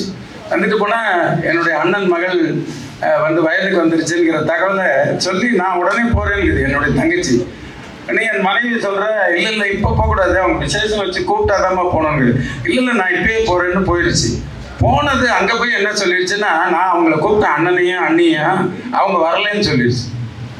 உடனே குடும்பமே குழப்பமாயிடுச்சு ஒரு நிகழ்ச்சியில். அது மாதிரி தங்கைகளுடைய படபடப்பு, இந்த நீங்கள் காட்டின அந்த மீனா கதாபாத்திரம், அப்புறம் சூரியோட கதாபாத்திரம். ஆனால் ஒரு பழமையான கதாபாத்திரங்களை புதிய வடிவங்களில் இசையில் நான் நல்ல படம் எடுக்கணுங்கிறதுக்காக இசைக்கு இளையராஜா போடுறேன். இளையராஜா மியூசிக்கை இப்போ உலக சினிமா பாஸ்கர் சார் ரிமூவ் பண்ணுறாரு. வேர்ல்டு நேஷனல் அவார்டுக்கும் உலக சினிமா விருதுகளுக்கு அனுப்பப்பா ஒரு 16 விருது வாங்குச்சு என்னுடைய படம், உலக விருதுகள். இவர் அனுப்பும்போது சொன்னார், சார் மியூசிக் தான் இதில் மைனஸ்ன்னு இவர் மியூசிக் ரிமூவ் பண்ணார். நான் அந்த மியூசிக்கை வச்சுட்டு நேஷனல் அவார்டுக்கு அனுப்பிச்சா அங்கே ஆர்விஜயகுமார் சோழர் போயிட்டு அந்த மியூசிக்கை ஏற்கனவே கேட்டதுங்க, அந்த ரஹ்மான் மாதிரி வருமானு அவர் அவார்டு கொடுக்குறாரு. அப்புறம் என்னுடைய சாதிசனம் முதல் படத்தில் போனோன்னா ஷாருஹாசன் போயிட்டு, நான் ஹேங் ஓவரில் நான் அன்னைக்கு போகாமல் விட்டதுனால உங்கள் படம் வரல, உங்கள் படத்தை பார்க்க முடியல, அதனால உங்களுக்கு தேசிய விருது மிஸ் ஆயிடுச்சுங்கிறாங்க. இந்த மாதிரி நிறைய அமையாமல் போயிடும். ஆனால் உங்களுக்கு நிறைய அமைந்திருக்கிறது. இறைவனும் சரி உங்களுடைய டீமுக்கு தான் பெரிய வெற்றி காரணம். அதனால் நீங்கள் சிறந்த படங்கள் எடுங்க. உங்களுடைய வெற்றி நிலைத்த வெற்றியாக இருக்க வேண்டும். இதெல்லாம் வந்து உங்களுடைய சீனியர்ங்கிறனால கொஞ்சம் ஜாக்கிரதை உணர்வுக்காக சொல்கிறோம். அதனால் இது அதாவது என்ன சொல்கிறது, எதிர்ப்பு உணர்வாக நீங்கள் எடுத்துக்கிற வேண்டாம், சகோதரத்துவமாக ஒரு வழிகாட்டுதலாக சொல்கிறோம். அதனால் நல்ல படங்கள் எடுங்கள், நல்ல கதாபாத்திரங்கள் இருக்கிறது. இப்போ ராயன் கூட பெரிய வெற்றி தான். எனக்கு ஆச்சரியம், தனுஷ்க்கு நான் பாராட்டியிருந்தேன். அதாவது ஒரு நம்ம எதில் சலிப்பு தட்டுறோமோ அந்த காட்சியை சொல்லாமல் இருக்கிறது ஒரு பெரிய வெற்றி. அவர் கூட படத்தில் பார்த்தீங்கன்னா அவங்களுடைய அப்பா அம்மா போவாங்க, திரும்பி வரமாட்டாங்க அந்த ராயன் படத்தில். இப்போ அதுக்கு ஒன்றுமே பதில் சொல்லலையேன்னு சொல்லி சராசரி ரசிகன் கேட்குறான். அவர் தனுஷ் என்ன நினைக்கிறாருன்னா, இது சொல்லி சொல்லி பழக்கப்பட்டிருக்கு, எதை சொன்னாலும் தப்பாக சொல்ல போகிறான் ரசிகன், சொல்லாமல் விட்டால் புதுசு. அதனால எங்கே போனாங்க ஏன் வரலங்கிறத சொல்லாமல் அவர் படம் எடுக்கிறார். அவர் கார் ரேஸை வேகமாக ஓட்டி 50 கோடி ரூபா ஃபர்ஸ்ட் காப்பி பண்ணுவார், இப்போ 150 கோடி கேட்குறாரு. நீங்கள் சைக்கிள் ரேஸை ஸ்லோவாக ஓட்டி பெரிய இயக்குனராக மாறப்போகிறீர்கள். எனவே 2 விதமான சினிமா இருக்கும், விதவிதமான டைரக்டர்ஸு ஃபிலிம் மேக்கர்ஸ் வருவாங்க. அதனால் நமக்கு முன்னோடிகள் வேறு விதமான டெம்ப்ளேட்ஸில் படம் எடுத்தாங்க. இப்போ நம்மளுடைய வினோத்ராஜ் அவர்கள் வேறு விதமான டெம்ப்ளேட்டை நமக்கு அறிமுகப்படுத்தியிருக்கார். ஆனால் யாரும் அவரை ஃபாலோ பண்ணணும்னு நினைக்காதீங்க, அது ரொம்ப தப்பான இடத்துக்கு போயிடுவீங்க. அவர் ஒரு தனி பாங்கு வைத்திருப்பது போல் நீங்களும் பழகிக்கொள்ளணும். ஏன்னா அடுத்து சினிமா பண்ண போகிறவங்க ஜஸ்ட் ஃபாலோ பண்ணிடாதீங்க. அப்படிலாம் ஃபாலோ பண்ணால் 100 பாரத ராஜா வந்திருக்கலாம். யாரும் ஃபாலோவே பண்ணாதீங்க. உங்களுக்குன்னு ஒரு மெத்தடை கண்டுபிடிங்க. விஷுவல் லாங்குவேஜை நீங்கள் கண்டுபிடிச்சிட்டிங்கன்னா வெற்றி பெறலாம் என்று சொல்லி, இதெல்லாம் எனக்கு நம்ம படித்ததுனால, நிறைய படங்கள் பார்த்ததுனால எனக்கு இந்த கருத்துக்கள். எனவே எதுவும் தவறு இருந்தால் மன்னிக்கவும். உங்கள் டீமுக்கு வாழ்த்து, உலக சினிமா பாஸ்கரனுக்கு வாழ்த்து, என்னுடைய நண்பர்கள் எல்லாம் அமைதியாக அதை கேட்டதுக்கு வாழ்த்து. நன்றி, வணக்கம்.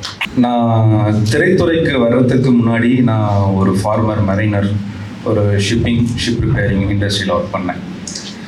என்ன சினிமாக்குள்ளே கொண்டு வந்தது உலக திரைப்படங்கள். நான் முதலாக உலக சினிமாக்களை பார்க்க ஆரம்பித்தது நான் ஈரானியன் கப்பலில் ஈரானியங்களோட பயணம் போகும்போது அந்த திரைப்படங்கள் எனக்கு அறிமுகமாச்சு.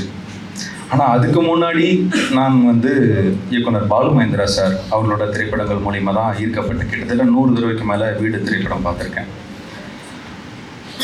அந்த உலக சினிமாக்கள் கொடுத்த ஆர்வத்தினால தான் இந்த சினிமா ஆர்வம். நான் வாங்கிட்டு இருந்த சம்பளத்தை விட்டுட்டு சினிமா நோக்கி நான் பயணப்பட்டு வந்தேன். ஏன் இந்த பேக் ஹிஸ்ட்ரி சொல்கிறேன்னா, இந்த உலக சினிமா ரசனை வளரும்போது தான் அந்த கண்ணோட்டம் ஒவ்வொரு மனுஷங்களுக்குள்ளும் போகும்போது அவங்களோட வாழ்க்கை மாறும். என்னோட வாழ்க்கை மாறுறதுக்கு உலக சினிமா, தமிழ் சினிமாவிலேருந்து வெளியே போன உலக சினிமா காரணம். அதுபோல் சார் சொன்னார், தமிழ் சினிமாவிலிருந்து உலகத்துக்கு போன ஒரு உலக சினிமா. இது உலக சினிமா கிடையாது, தமிழ் சினிமா தான். இயக்குனர் வினோத்ராஜ் அவர்களோட முதல் படம் கொட்டுக்காளி பற்றி நான் சொல்லணும் ஒரு வார்த்தை. ஒரு எக்ஸ்பெரிமெண்டல் ஃபிலிம். நார்மலாக கமர்ஷியல் சினிமா பயங்கரமாக விசில் அடித்து 6 பாட்டு 5 ஃபைட்டு வச்சு பயங்கரமாக மாசான வசனங்கள் பேசி வரக்கூடிய சினிமா வரிசையில் ஏதோ அத்திப்பூத்தார் போல் சில படங்கள் வருது. மேற்கு தொடர்ச்சி மலை, கிடா, ஜமா, இந்த மாதிரி சில திரைப்படங்கள். அந்த மாதிரி குழல்கள்னு ஒரு உலக சினிமா வருது. ஆஸ்கர் என்ட்ரி மிக பெரிய ஒரு சவாலான விஷயம். அவ்வளோ சர்வசாதாரணமாக ஆஸ்கர் என்ட்ரிக்கு படங்கள் போக முடியாது. அடுத்தது பெர்லின் ஃபெஸ்டிவல். அவரோட திரைப்படங்கள் எல்லாமே முதல்ல உலக அரங்கில் வச்சுட்டு தான் இங்கே கொண்டு வர்றாரு. அதுதான் அவரோட துணிச்சல். அடுத்தது ஒரு 24 கலைகளையும் முழுசாக பல ஆண்டுகள் பல வெற்றி பட இயக்குநர்கள்ட்டிருந்து ஒவ்வொரு நுணுக்கங்களாக கற்றுக்கிட்டு, அல்லது ஒரு திரைப்பட பள்ளிக்கு போய் இந்த திரை நுணுக்கங்களை கற்றுக்கிட்டு ஒரு திரைப்படம் பண்ணால் என்ன ஒரு மெச்சூரிட்டி இருக்குமோ அந்த ஒரு மெச்சூரிட்டி படம் பார்க்கறது மூலிமா ஒரு படம் பண்ண முடியும் அப்படின்னு ப்ரூவ் பண்ணி காட்டியிருக்காரு.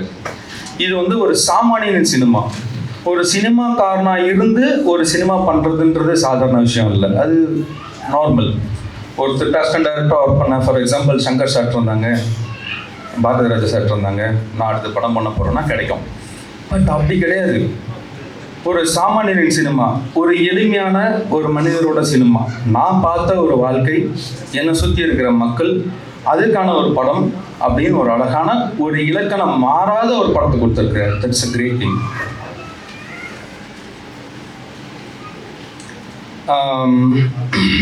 இந்த படத்தில் ஒரு முக்கியமான விஷயம் சொல்லணும், ஒளிப்பதிவு. ஒளி 2.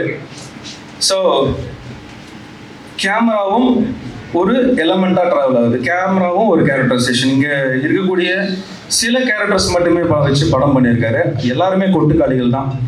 ஸோ இந்த கொட்டுக்கால்கள் பற்றி தான் பேச போகிறேன். எங்கள் ஒரு பக்கம் கொங்கு மண்டலத்தில் கொட்டுக்காளிகள்னாக்க இவர் அடமன் கேள்னு வச்சிருக்கிறாரு. அது மேபி மதுரை பக்கம் அப்படி இருக்கலாம்னு நினைக்கிறேன். எங்கள் ஒரு பக்கம் கொங்கு நாடு சைடு கொட்டுக்காளிகள்லாம் ஒரு இடத்துல நிற்க மாட்டாங்க, ஓடிக்கிட்டே இருப்பாங்க. கொட்டுக்காளின்னுவாங்க. ஸோ கொட்டுக்காளின்றது ஒரு இடத்துல நிற்காம ஓடுறாங்க அப்படின்னு அர்த்தம். ஸோ இந்த படத்தில் இருக்கக்கூடிய சில கொட்டுக்காளிகள் பற்றி பேச விரும்புகிறேன். ஒன்று வந்து ஃபஸ்ட்டு முதல் கொட்டுக்காளி இயக்குனர். ஆமாம், அவர் தான். ஏன்னா தான் என்ன படம் கொடுக்க போகிறேன், எப்படிப்பட்ட படம் கொடுக்க போகிறேன்ற தீர்க்கமாக முடிவு பண்ணி அந்த படத்தை கொடுத்துருக்கிறாரு. அடுத்து கேரக்டரைசேஷன் அமைப்பு. அன்னபென்ற ஒரு பெண் வந்து ஒரு முக்கியமான ஒரு கதாபாத்திரம். ஆனால் டயலாகே இல்லாமல் நடிக்கிறதுன்றது சர்வசாதாரணமான விஷயம் கிடையாது. Silence is the world powerful language. நீங்கள் வீட்டில் இருக்கும்போது எல்லா ரூமும் சாத்திட்டு அமைதியாக இருக்கும்போது ஃபுல்லாக ஏர் போட்டெல்லாம் ஃபுல்லாக லாக் பண்ணிடுங்க. உங்களை ஃபுல் அண்ட் ஃபுல்லாக சத்தம் இல்லாமல் ஒரு அறையில் உட்கார வச்சு உங்களை நிலைநிறுத்தி பாருங்கள். எப்படிப்பட்ட பவர்ஃபுல்லான சவுண்டு நீங்கள் ஃபீல் பண்ணுவீங்க தெரியுமா? So silence is a powerful sound. அந்த சைலன்ஸ் வந்து ஒரு ஆர்டிஸ்ட் கொடுத்துருக்கிறாரு. That's a great thing. And psychological character arc வந்து சினிமாவில் ரொம்ப முக்கியமான ஒரு விஷயம். ஒரு கேரக்டர் எந்த இடத்துல ஆரம்பித்து என்ன முடியுது, எந்த கேரக்டர் எந்த இடத்துல மாறுது. அதிகாலையில் அந்த கதையோடு நம்மளும் ட்ராவல் ஆகிறோம். ஏர்லி மார்னிங்கில் சன்ரைஸ்க்கு முன்னாடி ஒரு அழகான ஒரு ஃப்ரேம் வைக்கிறாங்க, ஒரு ஸ்டாட்டிக் ஃப்ரேம். எந்த இடத்துலையுமே ஜூம் லென்ஸ் யூஸ் பண்ணலை. ஆஸ் அ சினிமாட்டோகிராஃபராக சொல்கிறேன், மோஸ்ட்லி ஸ்டாட்டிக் ஷாட் யூஸ் பண்ணியிருக்காங்க. அந்த கேரக்டரைசேஷனோட கேமராவும் ஒரு ட்ராவல் ஆகுது. There is no zoom shot, தேவைப்படலை. அடுத்தது காலையில் ஆரம்பித்து அந்த சம்பவம் ஒரு நாளுக்குள்ள அந்த டே டிராவலுக்குள்ள என்ன முடியுதுன்றதை மட்டும்தான் அந்த கதையில் சொல்லியிருக்காங்க. எக்ஸ்ட்ராவோ எதுவுமே போல. ஒரே ஒரு இடம் தவிர அந்த பொண்ணுனோட எண்ணம், ஒரு கண்ணோட்டம், தன்னோட தாட்ஸ் வந்து வெளியில அந்த பொண்ணு அந்த டேம் பக்கத்தில் போகும்போது ஒரு ஃபீல் பண்ணுறாங்க. அது ஒரு இடம் தான். There is no flashback. So அந்த எண்ண ஓட்டங்கள் மட்டும்தான். அடுத்தது ஆடியோகிராஃபி பற்றி சொல்லணும். இந்த ஒவ்வொரு கேரக்டரைசேஷனுக்குள்ளேயும் முக்கியமாக அந்த அதாவது completeness from the beginning, first ஃப்ரேமில் அடுப்பெரிக்கிற சவுண்ட்லேருந்து டில் லாஸ்ட் வர இருக்கக்கூடிய சவுண்டு வந்து ஒவ்வொன்றும் ரொம்ப important. Especially Soori sir fight பண்ணுற இடம், அவன் போய் இறங்கி அடிக்கிறாரு, எல்லாமே லைவ் சவுண்டு. அந்த அடிக்கிற சத்தமும் கேட்குது. Ads a real. And moreover அவங்க யூஸ் பண்ணது ஒரு பைக். கம்ப்ளீட்டாக மூவிங் ஷாட்ஸில் எடுத்திருக்காங்க. அந்த மூவிங் ஷாட்ஸில் ஒரு சினிமாட்டோகிராஃபரும் சரி, ஒரு ஆடியோகிராஃபரும் சரி, மிகப்பெரிய சேலஞ்ச் லைவ் சினிமாவில், லைவ் எடுக்கும்போது ரொம்ப சேலஞ்சான ஒரு விஷயம் என்னன்னா, இவங்க மற்ற வண்டிகளோட சத்தத்தோட அவங்க மூவ் பண்ணுற சத்தமும் வந்ததுன்னா டிஸ்டர்ப் ஆகும். So they choose the thing. அதை தாண்டி அதை எவ்வளோ அழகாக ஹேண்டில் பண்ணியிருக்காங்கன்றது ரொம்ப மிகப்பெரிய விஷயம். அது ரொம்ப சேலஞ்சான விஷயம். ரொம்ப பெரிய எக்ஸ்பெரிமெண்டல். தமிழ் சினிமாவில் இதுவரை ட்ரை பண்ணாத ஒரு விஷயம் இந்த எலமெண்ட்லாம். அடுத்தது முக்கியமாக சொல்லணும்னா இதில் நிறைய முரண்பாடுகள் இருக்குது. அதாவது கேரக்டரைசேஷன் எல்லாருமே முரண்பாடுகள் பற்றி பேசிட்டாங்க. ஒரு முரண்பாடு மட்டும் நான் சொல்கிறேன். அதாவது ஒரு மனுஷன் ஒரு நாளுக்குள்ள மாற முடியுமா? காலையில் நடக்கிற, அதாவது காலங்காலமாக ஒரு மனுஷனுக்குள்ள விதைக்கப்பட்ட ஒரு விஷயம் ஒரு பர்டிகுலர் டைம் வர தான் அந்த படம் ட்ராவல் ஆகுது. ஒரு மார்னிங்லேருந்து ஆஃப்டர்நூன் வர ட்ராவல் ஆகுது. அந்த பர்டிகுலர் டைம்குள்ள ஒருத்தனால சேஞ்சஸ் கொண்டு வர முடியுமா அப்படிங்கிறது மிகப்பெரிய சேலஞ்ச். அதுக்கு ப்ரூவன்டு விஷயமா சில விஷயங்கள் அங்கே கதையில் வச்சிருக்கிறாரு. அண்ட் ஆல்சோ நிறைய விமர்சனங்கள் பார்த்துருப்பீங்க. உங்களுக்கு நீங்கள் படம் பார்த்து வரும்போது கடைசியில் ஒரு என் கார்டில் போட்டிருக்காரு ஒரு விஷயம், இந்த படம் வந்து உங்களோட டெசிஷன் விடுறான்ற மாதிரி விட்டுருக்காரு. ஆனால் நல்லா பாருங்க, கடைசி ஷாட்டு ஒரு POV shot, point of view ஷாட்னு சொல்லுவோம். அங்கே சூரி முகம் பார்க்கல நீங்கள், ஒரு point of view. So already ஒரு இயக்குனர் அந்த இடத்துல வந்துட்டாரு. ஒரு இயக்குனர் கேமராவை வந்துட்டு அவரோட டெசிஷன் சொல்லிட்டாரு. இந்த கேரக்டரு, அதாவது பாண்டி கேரக்டர் தான் சொல்ல போகுது. அவரோட டெசிஷன் என்னன்னா ஒரு இடத்துல நின்ட்டாரு. அந்த முடிவுகளுக்குள்ள அவர் போகலை அப்படின்றத ஆல்ரெடி ஒரு டைரக்டர் கன்க்ளூஷன் கொடுத்துட்டாரு. நிறைய பேருக்கு படம் பார்த்த நிறைய பேர் கன்ஃபியூஷன் என்னன்னா, அந்த டைட்டிலுக்கு அந்த எண்டு கிரெடிட்ல போடுறதுக்கு முன்னாடி உங்களோட முடிவுன்னு சொல்லி ஒரு விஷயம் போடுவாரு, ஏன் நம்ம கிட்ட விட்டாரு அப்படின்னு சொல்றாங்க. பட் இல்லை, அவர் அந்த முடிவு சொல்லிட்டாரு ஆல்ரெடி ஒரு டைரக்டர். விச் மீன்ஸ் அந்த பாண்டியனோட ஸ்டபன் கேரக்டர் அந்த ராங் பிலீஃப்குள்ள போகலை. ஒரு தவறான அந்த மூட நம்பிக்கை, அந்த தொக்கை எடுக்கிறதுன்னு சொல்லுவாங்க, செய்வனை எடுக்கிறதுன்னு சொல்லுவாங்க சவுத் சைடில். அந்த தொக்கை எடுக்கிறது வாயில வச்சு ஊதி எடுப்பாங்க, சின்ன சின்ன உருண்டை மாதிரி வரும். அந்த தொக்கை எடுக்கிறது இன்னமும் மூட நம்பிக்கை தான், அது தெரியாம போறாங்க. அதுல எக்ஸ்ட்ராடினரி ஆக்டிங் வந்து முல்லை அரசி கேரளா கண்ணூர் ஸ்குவாட்ல நடிச்சிருக்காங்க மலையாள படத்துல, மம்முட்டி சார் கூட நல்ல பெர்ஃபார்மர். எனக்கு ஒரு ஆச்சரியமான விஷயம், அவங்களும் ஒரு அடாப்மெண்ட் என்னன்னா, அவ்வளோ விஷயம் பண்ணுறாங்க. வயிற்று தடவை இது பண்ணுவாங்க, அந்த மாவு மாதிரி தடவுவார், எல்லாம் பண்ணுவார். But there is no single reaction. கண்ணு கூட அசையலை. இவரோட கேரக்டரைசேஷன் டிசைனிங் ஃபுல்லாகவே எல்லாமே கொட்டுக்காளின்ற அந்த ஒரு பொண்ணு மட்டும் இல்லை, அங்கே இருக்கிற அத்தனை கேரக்டரைசேஷனுமே கொட்டுக்காளி மாதிரி தான் டிசைன் பண்ணியிருக்கிறாரு. That's a great effort. So நான் சொல்ல வந்தது, ஆல்ரெடி இயக்குனர் வந்து அவரோட முடிவை சொல்லிட்டாரு. அந்த கேரக்டர் வந்து பாண்டி கேரக்டரை சேஞ்ச் ஆகிடுச்சு. இல்லைன்னா அவர் அந்த இடத்துல மூவ் பண்ணி போய் அந்த ப்ராசஸ்க்கான விஷயங்களுக்கு அவர் சரின்னு சொல்லியிருப்பார், தலையாட்டியிருப்பார். ஆடியன்ஸ் கிட்ட ஏன் விடுறாங்க அப்படின்னா, நீங்கள் ஒரு பார்வையாளராக எந்த பக்கம் இருக்கீங்க, இந்த பக்கமா இந்த பக்கமா, உங்களோட இந்த கம்ப்ளீட் ஃபிலிம் கூட அந்த கேரக்டரைசேஷன் கூட ட்ராவல் ஆகி வரும்போது நீங்கள் எந்த மனோபாவத்தில் இருக்கீங்க, உங்களோட கண்ணோட்டம் என்ன அப்படின்றத உங்ககிட்ட விடுறாரு. அதுதான் அதனோட பாயிண்ட். அண்ட் கடைசியாக சொல்லணும்னா எடிட்டிங் எக்ஸ்ட்ராடினரி பிரதர், ஆசம். ஏன்னா நான் எடிட்டர் லெனின் சாரோட ஒரு 13 ஆவண படங்களுக்கு அவர் கூட தான் ஒளிப்பதிவாளராக வேலை செஞ்சுருக்கேன். அவர் எல்லா எடிட்டிங்கும் உட்காந்து பார்த்துருக்கேன். ரிதமில் இருக்கும். எடிட்டிங்ன்றது கட் அண்ட் பேஸ்ட் மட்டும் இல்லைங்க, அதில் நிறைய ஸ்டோரி டெல்லிங் இருக்குது. நார்மலாக ரிதம் வந்து இந்த படத்தில் சவுண்ட் டிசைன் அவங்க ட்ராவல் பண்ணது நேச்சராக இருக்கிற எல்லா விஷயத்தையும் எடுத்து பண்ணாங்க. அதில் ஒரு ஸ்பெஷலான ஒரு விஷயம் இருக்குது. என்னென்னா, நேச்சர் கொடுக்கக்கூடிய அத்தனை ரிதமும் 4x4, 1 2 3 4 அதில் முடிஞ்சிடும். கோழி கத்துறது கூட 1 2 1 2 கொக்கோ கொக்கோ அவ்வளோதான் கத்தும். So 4x4 rhythm. இந்த 4x4 ரிதம் மட்டுமே வச்சு ஆர்டிஸ்டோட ஆக்ஷன், ரியாக்ஷன், கவுண்டர் ரியாக்ஷன், சவுண்டில் கட்டு, மேட்ச் கட்டு, பேரலல் கட்டு, எல்லா கட்டும் கொண்டு வந்து விளாண்டுருக்காரு அவர். நீங்கள் ரிதம் வச்சு கட் பண்ணுறது எல்லாராலையும் கை வந்த கதை. ஆனால் வெறும் சவுண்ட் எஃபெக்ட்ஸு, வெறும் ஆக்ஷன்ஸு, வெறும் மூமெண்ட்ஸு, எந்த ஒரு டிரான்சிஷன் இல்லை, எந்த ஒரு எஃபெக்ட் இல்லை. Such a beautiful editing. எத்தனை பேர் இதை நோட் பண்ணியிருக்கீங்கன்னு தெரியல. முடிஞ்சா இந்த படத்தை இன்னொரு தடவை பாருங்க. படம் பார்க்கும்போது கண்களை மட்டும் திறக்காதீங்க, காதுகளையும் திறந்து பாருங்க. அப்போதான் இதுல காதுகளுக்கு என்ன வேலை இருக்கு, கண்ணுகளுக்கு என்ன வேலை இருக்கு அப்படின்றது உங்களுக்கு எளிமையான ஒரு விஷயமா புரியும். இந்த ஃபர்ஸ்ட் ஃப்ரேம் இருக்கு இல்லையா, முதல் ஃப்ரேம், அந்த சன் ரைஸ் ஆகிறதுக்கு முன்னாடி அழகாக ஒரு ஃப்ரேம் இருக்கும் அடுப்பு. அந்த ஃப்ரேம்ல இருந்து உங்க மைண்ட்ல ஒரு கால்குலேஷன் வச்சுங்க. 1 2 3 4 படம் ரைட் ரவுண்ட் கம்ப்ளீட் வர நீங்க வச்சுங்க, க்ளோசிங் வர வச்சுக்கோங்க. இந்த ரிதம்ல உட்காந்துருக்கான்னு மட்டும் சும்மா ஒரு செக் பண்ணி பாருங்க. ஒரு எடிட்டரோட பர்ஃபெக்ஷன் தெரியும். It's such a beautiful wonderful editor. We have to applause the whole team. நான் டெக்னிக்கலாக பேசியிருக்கேன், நிறைய பேசணும். பட் நேரமின்மை காரணமாக என்னுடைய உரையை இத்துடன் முடித்துக் கொள்கிறேன். ரொம்ப நன்றி. முத்தமிழ் முருகன் மாநாடு நடந்தாலும், ஒரு பக்கம் ஃபார்முலா ரேஸ் நடந்தாலும், இந்த நேரத்தில் கொட்டுக்காளிக்கான பாராட்டு விழா இங்கே நடக்கிறது. திருவண்ணாமலையில் தென்பெண்ணை மண்ணில் ஜமா கலைஞர்களுக்கான பாராட்டு நடந்துகிட்டு இருக்கு. அப்படி ஒரு பக்கம் அப்படி நடந்தாலும், அதாவது கைலாயத்தில் சிவபெருமனின் கல்யாணம், எல்லாரும் அந்த கல்யாணத்தை பார்க்க போயிட்டாங்க. உலகம் ஒரு பக்கமாக வடபக்கமாக சரிந்து நிற்கும் போது உலகத்தை சமநிலைப்படுத்துவதற்காக அகத்தியன் வந்து இந்த தென்தமிழ் நாட்டில் நின்று சமநிலைப்படுத்தினாருங்கிற மாதிரி, அந்த மாதிரி பெரிய பெரிய விஷயங்கள்லாம் நடக்கும்போது இந்த மாதிரி எளிய உணர்வுள்ள ஆழமான விழாக்கள் தான் சரியாக வழிநடத்தி கொண்டிருக்கிறது. பாராட்டு பெறுபவர்களுக்கும் பாராட்டுபவர்களுக்கும் அதை அங்கீகரிக்க வந்தவர்களுக்கும் வாழ்த்துக்கள். செல்ஃப் எடுக்காத ஒரு ஆட்டோ வச்சுட்டு, செல்ஃப் எடுக்காத ஒரு ஷேர் ஆட்டோ அதை வச்சுட்டு உலகம் பூரா சுற்றி இது வாங்கிட்டு வந்துட்டாரு. என் தோழன் ராசி அழகப்பன் சொன்ன மாதிரி உலக சினிமாங்கிறது எதுவுமே இல்லை. உலக நாயகன் இருந்து வந்தவர் சொல்ற வார்த்தை உலக சினிமா என்பது எதுவும் இல்லை. இதுதான் செய்தி.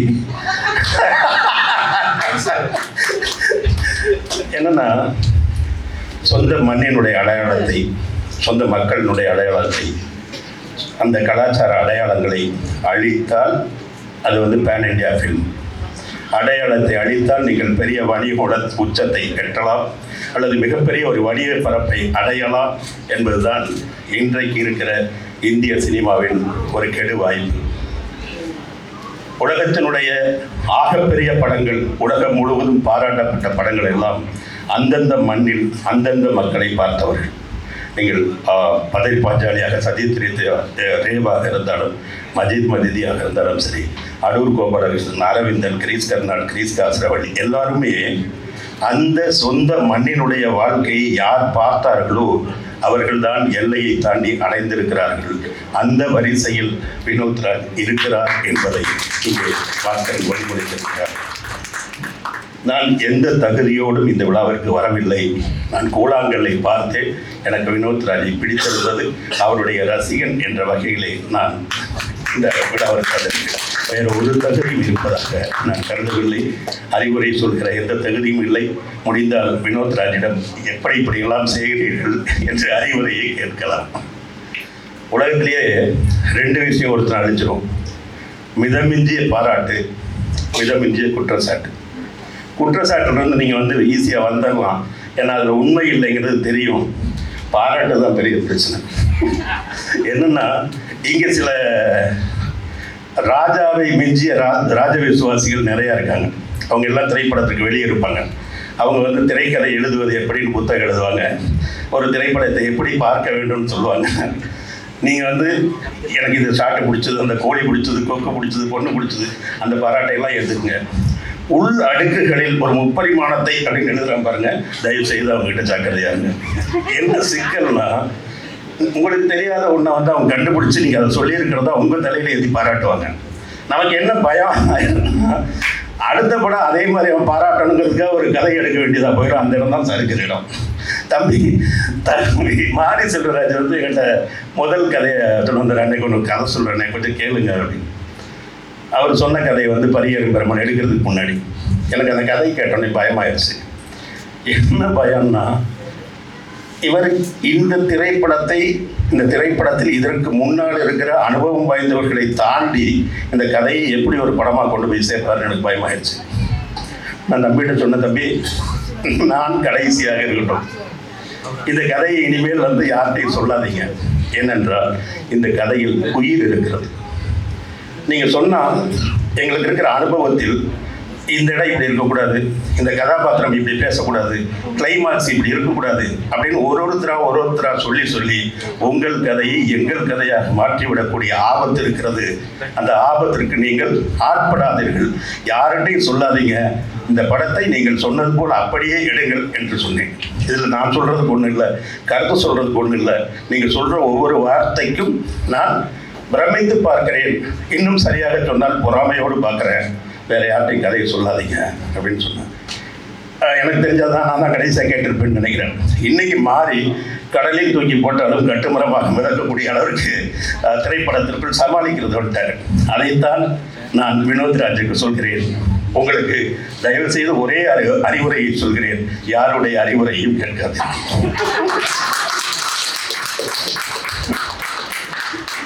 இங்கே நண்பர் அரண் இயக்குனர் கோயம்புத்தூர் கதை ஒன்று சொன்னார். என்னென்னா, இல்லை இதுக்கு முன்னாடி ஒரு அனுபவத்தை பற்றி சொல்லிடுறேன். சித்தின்னு ஒரு தொடருக்கு எங்களை திரைக்கதை வசனம் எழுத கூப்பிட்டாங்க. தண்ணி கொடுங்க, ஏன்னா ராஜகம்பீரன் தண்ணி குடிச்சு பேசினா நல்லா பேசினாரு. சித்தின்னு ஒரு தொடருக்கு திரைக்கதை வசனம் எழுத கூப்பிட்டாங்க ராதிகா மேடம்.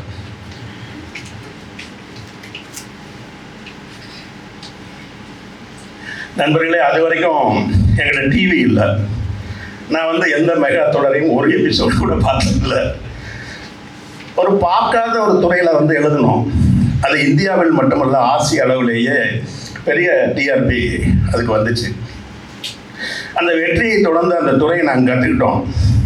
ஃப்ரீஸ் பாயிண்ட்னா என்ன, ஹூக்குனா என்ன, கேரக்டரைசேஷன்னா என்ன அப்படின்னு கற்றுக்கிட்டோம். இது வரைக்கும் அந்த வெற்றி அடையவே இல்லை. தெரியாத வரைக்கும் அது நல்லா இருந்தது. கோயம்புத்தூர் கதை ஒன்று அரண் சொன்னார். என்னென்னா, கோயம்புத்தூரில் இப்படி பெண்களை ஒரு ஆணவ கொலை அல்லது அதற்கு முந்தைய கட்டம், அது கொலை செய்கிறதுக்கு முன்னாடி கொண்டு போய் மனமாற்றம் அடைக்கிற ஒரு முழுகிரவு ஜெபம் ஆசீர்வாத கூட்டம் ஒன்று நடத்துவாங்க அப்படிங்கிற மாதிரி சொன்னார். நண்பர்களே, இது கோவையை பற்றி இருக்கிற பொது பிம்பம்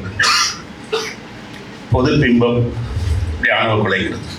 இன்னொரு புறத்தில் நண்பர்களே, பெரிய வசதி இல்லாத அல்லது ஒரு ஒரு ஒரு தகவல் தொழில்நுட்பத்துறையில் ஐடியில் வேலை பார்த்து 1.5 லட்ச ரூபா சம்பளம் வாங்கினாலும் அவருக்கு தோட்டம் இருக்கணும், சிறு நகரத்தில் ஒரு வீடு இருக்கணும், சென்னையில் ஒரு வீடு இருக்கணும்.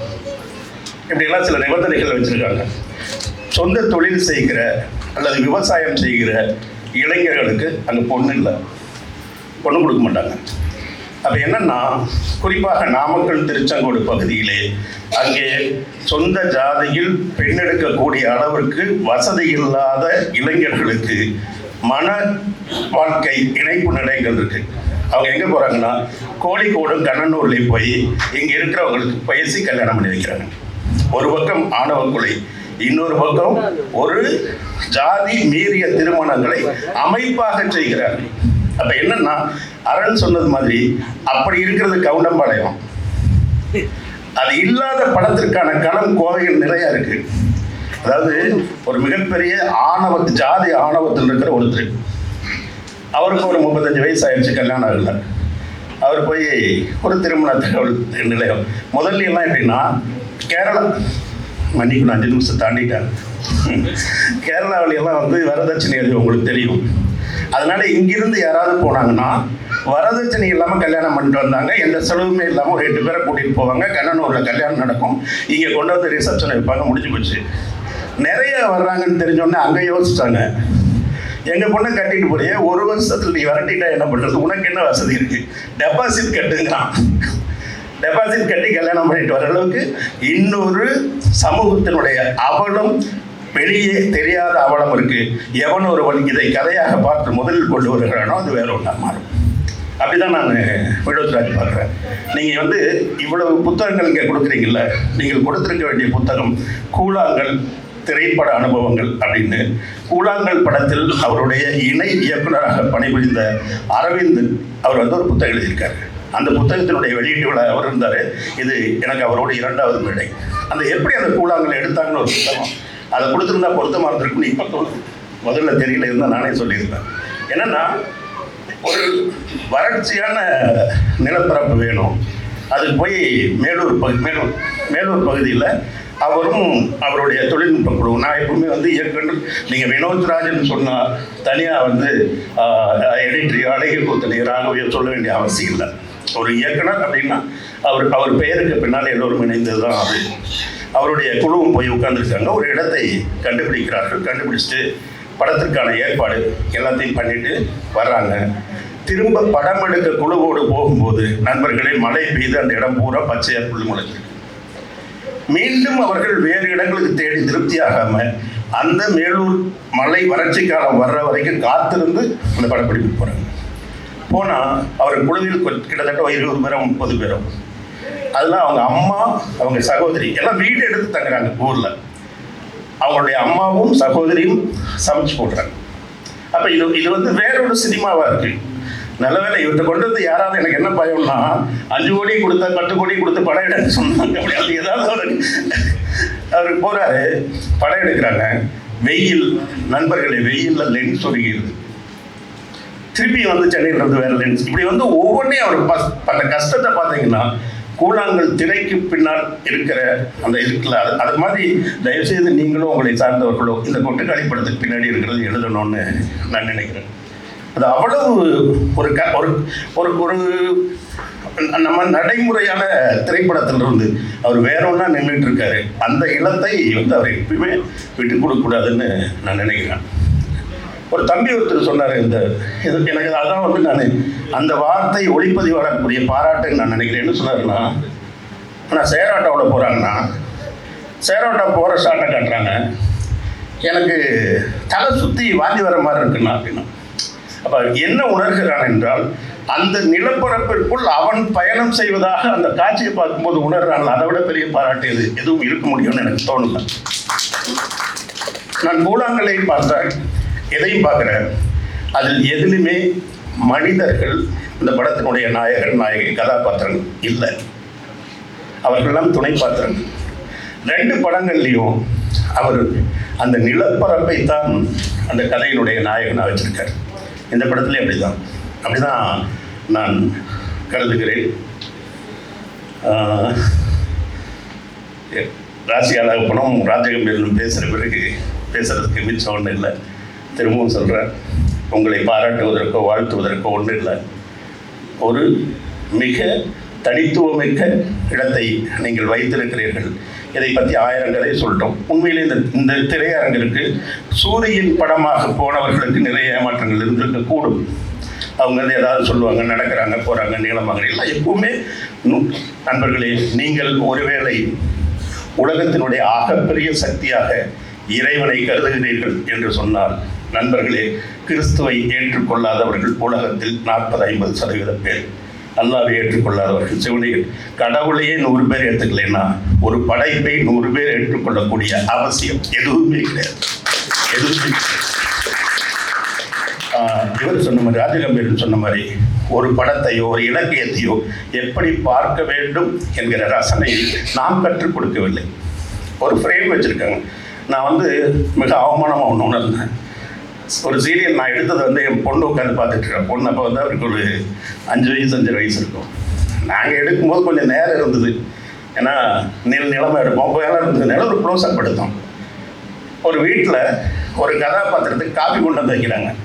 காஃபி எடுத்து குடிக்கிறத நான் க்ளோஸ்அப் எடுத்திருந்த நேரம் இருந்தது, ஏன்னா 8:30 மணிக்கு பேக்கப் பண்ண வேண்டிய அவசியம் இல்லைன்னு. என் பொண்ணு அந்த காஃபியை குடிக்கிறத க்ளோஸ்அப்பில் காட்டுறதை பார்த்துட்டு கேட்குறா, அதில் விஷம் இருக்கான்னா. அப்படிப்பட்ட சீரியல் தான் நாங்கள் எடுத்துருக்கோம். நாங்களாம் உங்களை வாழ்த்து. இப்போ திரை மொழி என்பது என்னென்னா, அதாவது கார்கி ஒன்று சொன்னாருன்னு சொல்லுவாங்க. ஒரு சிறுகதை எழுதும்போது அதனுடைய தொடக்கத்தில் சுவரில் மாட்டப்பட்டிருக்கிற ஒரு துப்பாக்கியை குறித்து நீ எழுதுவேயானால் அந்த சிறுகதை முடிவதற்குள் அந்த துப்பாக்கி வெடித்தே ஆக வேண்டும் அப்படின்னு கார்கி சொன்ன காலகட்டத்தில் கரெக்டாக அது. இன்னைக்கு அது தேவையில்லை. அந்த துப்பாக்கியெல்லாம் வெடிக்க வேண்டிய அவசியம் இல்லை. அதனால் நீங்கள் எந்த இடத்தில் இருக்கிறீர்களோ அந்த இடத்தில் இருந்து கொண்டு பாராட்டுகளையும் குறைபாடுகளையும் விமர்சனங்களையும் சரிசமமாக எடுத்துக்கொண்டு நீங்கள் எதை அடைய நினைக்கிறீர்களோ அந்த இடத்தை நோக்கி சென்று கொண்டே இருங்கள். உங்கள் பின்னால் கைதட்டி வரவேற்க நாங்கள் தயாராக இருக்கிறோம். அனைவருக்கும் வாழ்த்துரை வழங்கிய இயக்குனர் கவிதா. நான் முக்கியமாக இது ஒன்று எழுதலாம், இல்லை எனக்கு ஃபேமிலி நடந்திருக்கலாம், தூரத்தில் எங்கே நிகழ்ந்திருக்கலாம், அதை பார்த்து நம்ம எழுதலாம், எல்லாம் பண்ணலாம். இதுக்கான டீம் இல்லைன்னா இது நிகழவே நிகழாது. இது என்னோட தனிப்பட்ட ஆளோட முயற்சி எதுவும் கிடையாது, ஒரு கூட்டு முயற்சி. ஏன்னா நான் ஒரு எடிட்டரையோ, ஒரு சினிமாட்டோகிராஃபரையோ, ஒரு சிங் சவுண்ட் பண்ணுறவங்களையோ, சவுண்ட் டிசைன் பண்ணுறவங்களையோ எல்லாத்தையும் நான் ஸ்கிரிப்டில் இருந்தே அவங்கள வச்சு அவங்களை தொல்லை பண்ணிக்கிட்டே இருக்கேன். இந்த ஸ்கிரிப்டை இப்படி பண்ணலாம், எப்படி பண்ணலான்ட்டு. ஸோ இவங்க எல்லாரும் சேர்ந்து தான் இந்த படத்தை நாங்கள் இயக்கணும். இப்போ எங்களுக்கு ரொம்ப ரொம்ப ஒரு சாட்டிஸ்ஃபேக்ஷனாக இருக்குது. ஸோ எனக்கு சமீப காலமாக எனக்கு தெரியல, ஒரு படம் வெளியே இவ்வளோ பெரிய விவாதத்தை ஏற்படுத்தியிருக்குன்றதே எங்களுக்கு பெரிய சந்தோஷம் தான். அது வரைக்கும் எங்களுக்கு நாங்கள் நினைச்ச இடத்த போய் அடைஞ்சிட்டோன்னு பரவாயில்ல. எங்களுக்கு ஒரு மாதிரி நிறைய கலங்கி இருக்குது, அது தெளிவாகும். நிறைய இப்போ ஆடியன்ஸ் இப்போ நிறைய ஃபோன் கால்ஸ், நிறைய மெசேஜ், இவ்வளோ நாள் கழிச்சு எங்களுக்கு ஒரு அப்ரிசியேஷன் இருக்கு, ரைட்டப் வருது. யாரோ ஒருத்தவங்க பேசுகிறாங்க, கூப்பிட்றாங்க, வைக்கிறாங்க, எங்களுக்கு அது ரொம்ப கனெக்டாக இருக்குன்னு சொல்கிறாங்க. அது ரொம்ப சந்தோஷமாக இருந்துச்சு. நிறைய விஷயங்களும் இருக்குது. நான் சின்ன எக்ஸாம்பிள் மட்டும் சொல்கிறேன். ஒரு தேட்டரை விட்டு ஒருத்தர் வெளியே வர்றாரு, ஒரு ஆட்டோ ஓட்டுனாரு, எனக்கு ரொம்ப பிடிச்சிருக்குன்னு சொல்கிறாரு. அவங்கள்ட்ட இப்போ ரிவ்யூ கேட்குறவங்க காமன் ஆடியன்ஸுக்கு பிடிக்குமான்னு கேட்குறாங்க. ஆட்டோக்கார் யாருன்னு எனக்கு தெரியல. அவரு பாவம் அப்படி ஒரு கேள்வி கேட்டோம், இதுக்கு என்ன என்ன சொல்றது தெரியாம அவர் எனக்கு தெரியல அப்படின்னு போயிட்டாரு. ஸோ எனக்கு எந்த அப்படியே நாங்கள் நினைச்சு ரொம்ப கான்சியஸா பண்ண எல்லா இடங்களையும் நாங்கள் சிரிக்கணும், ரசிக்கணும் சொன்ன இடங்களை தாண்டி ஆடியன்ஸ் ரசிச்சாங்க, கொண்டாடினாங்க, ஒரு ஷாட்டுக்கு கைத்தட்டினாங்க. நாங்கள் அவ்வளோ இந்த படத்தை ரொம்ப ரொம்ப மேதாவித்தனமாக எங்களோட புத்திசாலித்தனத்தை காட்டணும். நாங்கள் எதன் வழியாவது இப்போ அந்த பொண்ணு கதாபாத்திரத்தை அந்த பொண்ணை பேச வச்சிருக்கலாமே, அந்த பொண்ணு இன்னும் ஓப்பனப்பாக இருந்திருக்கலாமே அப்படின்ற டிபேட்டும் வந்துச்சு. மிக மிக தெளிவாக இருக்கிற, மிக மிக கான்சியஸாக தன்னோட நோக்கத்துக்கு நான் இப்படித்தான், நீங்கள் எதுவுமே பண்ண முடியாதுன்னு சொல்கிற பொண்ணை போய் நான் என்ன உரையாட முடியும்? யார் வீக்காக இருக்காங்களோ அவங்கள தானே உரையாட முடியும். அந்த பொண்ணு ரொம்ப ஸ்ட்ராங்காக இருக்கா, அவள்கிட்ட போய் நான் எதாவது பேசுனேன்னா நீ எனக்கு ஆறுதல் சொல்கிற, உன்னை அனுதாபமோ உன்னோட ஆறுதலோ எதுவுமே எனக்கு தேவையில்ல, நீ போயிட்டு வரான்ருவா. இங்கே வீக்காக இருக்கவங்களோட உரையாடணும்னு நினச்சேன். அதுக்கு எனக்கு மெயின் ஸ்ட்ரீம்லேருந்து இப்போ ஆளுகள் பண்ணாங்களே, இது வரைக்கும் நிகழ்ந்ததுலேருந்து மெயின் ஸ்ட்ரீமில் இருக்கிற எல்லா டெக்னீஷியன்ஸ் எனக்கு சப்போர்ட் பண்ணியிருக்காங்க. மெயின் ஸ்ட்ரீமில் இருக்கிற ஒரு மிகப்பெரிய ஸ்டாராக இருக்கிற அவர் உண்மைக்கு ரியல் ஹீரோ தான் எஸ்கேன்னு. ஏன்னா இந்த படத்தை பார்த்துட்டு அவர் வந்து இந்த கதையை கேட்டு இது பண்ணி இப்போ வரைக்கும் தொடர்ந்து சப்போர்ட் பண்ணிக்கிட்டு இருக்க. நம்ம ஒரு நல்ல விஷயங்களை தான் எடுத்து வச்சுருக்கோம், அது ஒரு பெரிய சலசலப்பு ஏற்படுத்தும். இதை அப்ரிஷியேட் பண்ணுறதுக்குன்னு ஒரு பீப்புள் உருவாயிருக்காங்களா, அவங்கள நம்ம பார்த்து அவங்கள செலிப்ரேட் பண்ணுவோம்னு இப்போ வரைக்கும் சொல்லிகிட்டு இருக்க. அவராக இருக்கட்டும், சூரியனை ஒருத்தர் வந்து ஒரு ஹீரோ வந்து ஒரு கிரே ஷேடோட ஒன்று பண்ணுறது இருக்குல்ல, அவருக்கு இந்த கதை தெரியாமல் வந்திருப்பாரா? இந்த கதாபாத்திரங்கள் எல்லாத்தையும் சின்ன வயசுலேருந்து அவர் பார்த்து வளர்ந்து வந்தவர். அவர்கிட்ட போய் இதை நம்ம வைக்கும்போது பாண்டின்ற கதாபாத்திரம் சொல்லும்போது அவருக்கு வந்து எல்லா அகம்புறம் எல்லாமே தெரிஞ்சிருக்கும். அப்போ இந்த கதாபாத்திரத்தை நான் வந்து பண்ணுறேன்னு சொல்லி மிக சரியாக பண்ண அவராக இருக்கட்டும், ஆனபெல் மேமாக இருக்கட்டும், இவங்க எல்லாரும் நாங்கள் எல்லாரும் சேர்ந்து மிக மிக சரியான ஒரு ஒர்க்கு தான் பண்ணி வச்சுருக்கோம். அது ஒரு சில விஷயங்கள்லாம் இங்கே நடக்கும்போது ஓகே, ஒரு படம் வந்து இதை கூட பண்ணலைன்னா அப்புறம் எதுக்கு அதை எடுத்து தொலைஞ்சிக்கணும், அதனால சந்தோஷம் தான். ரொம்ப ரொம்ப நன்றி என்னோட டீமுக்கு, என்னோட டைரக்ஷன் டீமுக்கு, என்னோட டெக்னீஷியன்ஸுக்கு எல்லாருக்கும். தனித்தனியாக நம்ம இது பண்ண முடியல. சுரேன் வந்து வர முடியல, அவர் இப்போ ஏதோ ஒரு மிக்சிங்கில் இருப்பார். ஸோ அது அவரோட எல்லாரோட சார்பாகவும் நாங்கள் நன்றி தெரிவிச்சுக்கிறோம். ஒரு படம் வந்தப்பயே அதை கொண்டாடுறது, சப்போர்ட் பண்ணுறது இந்த காலத்தில் நிகழ்ந்துக்கிட்டே இருக்கிறது, அது ரொம்ப முக்கியம். அதை தொடர்ந்து பண்ணிக்கிட்டே இருங்க. ரொம்ப ரொம்ப நன்றி.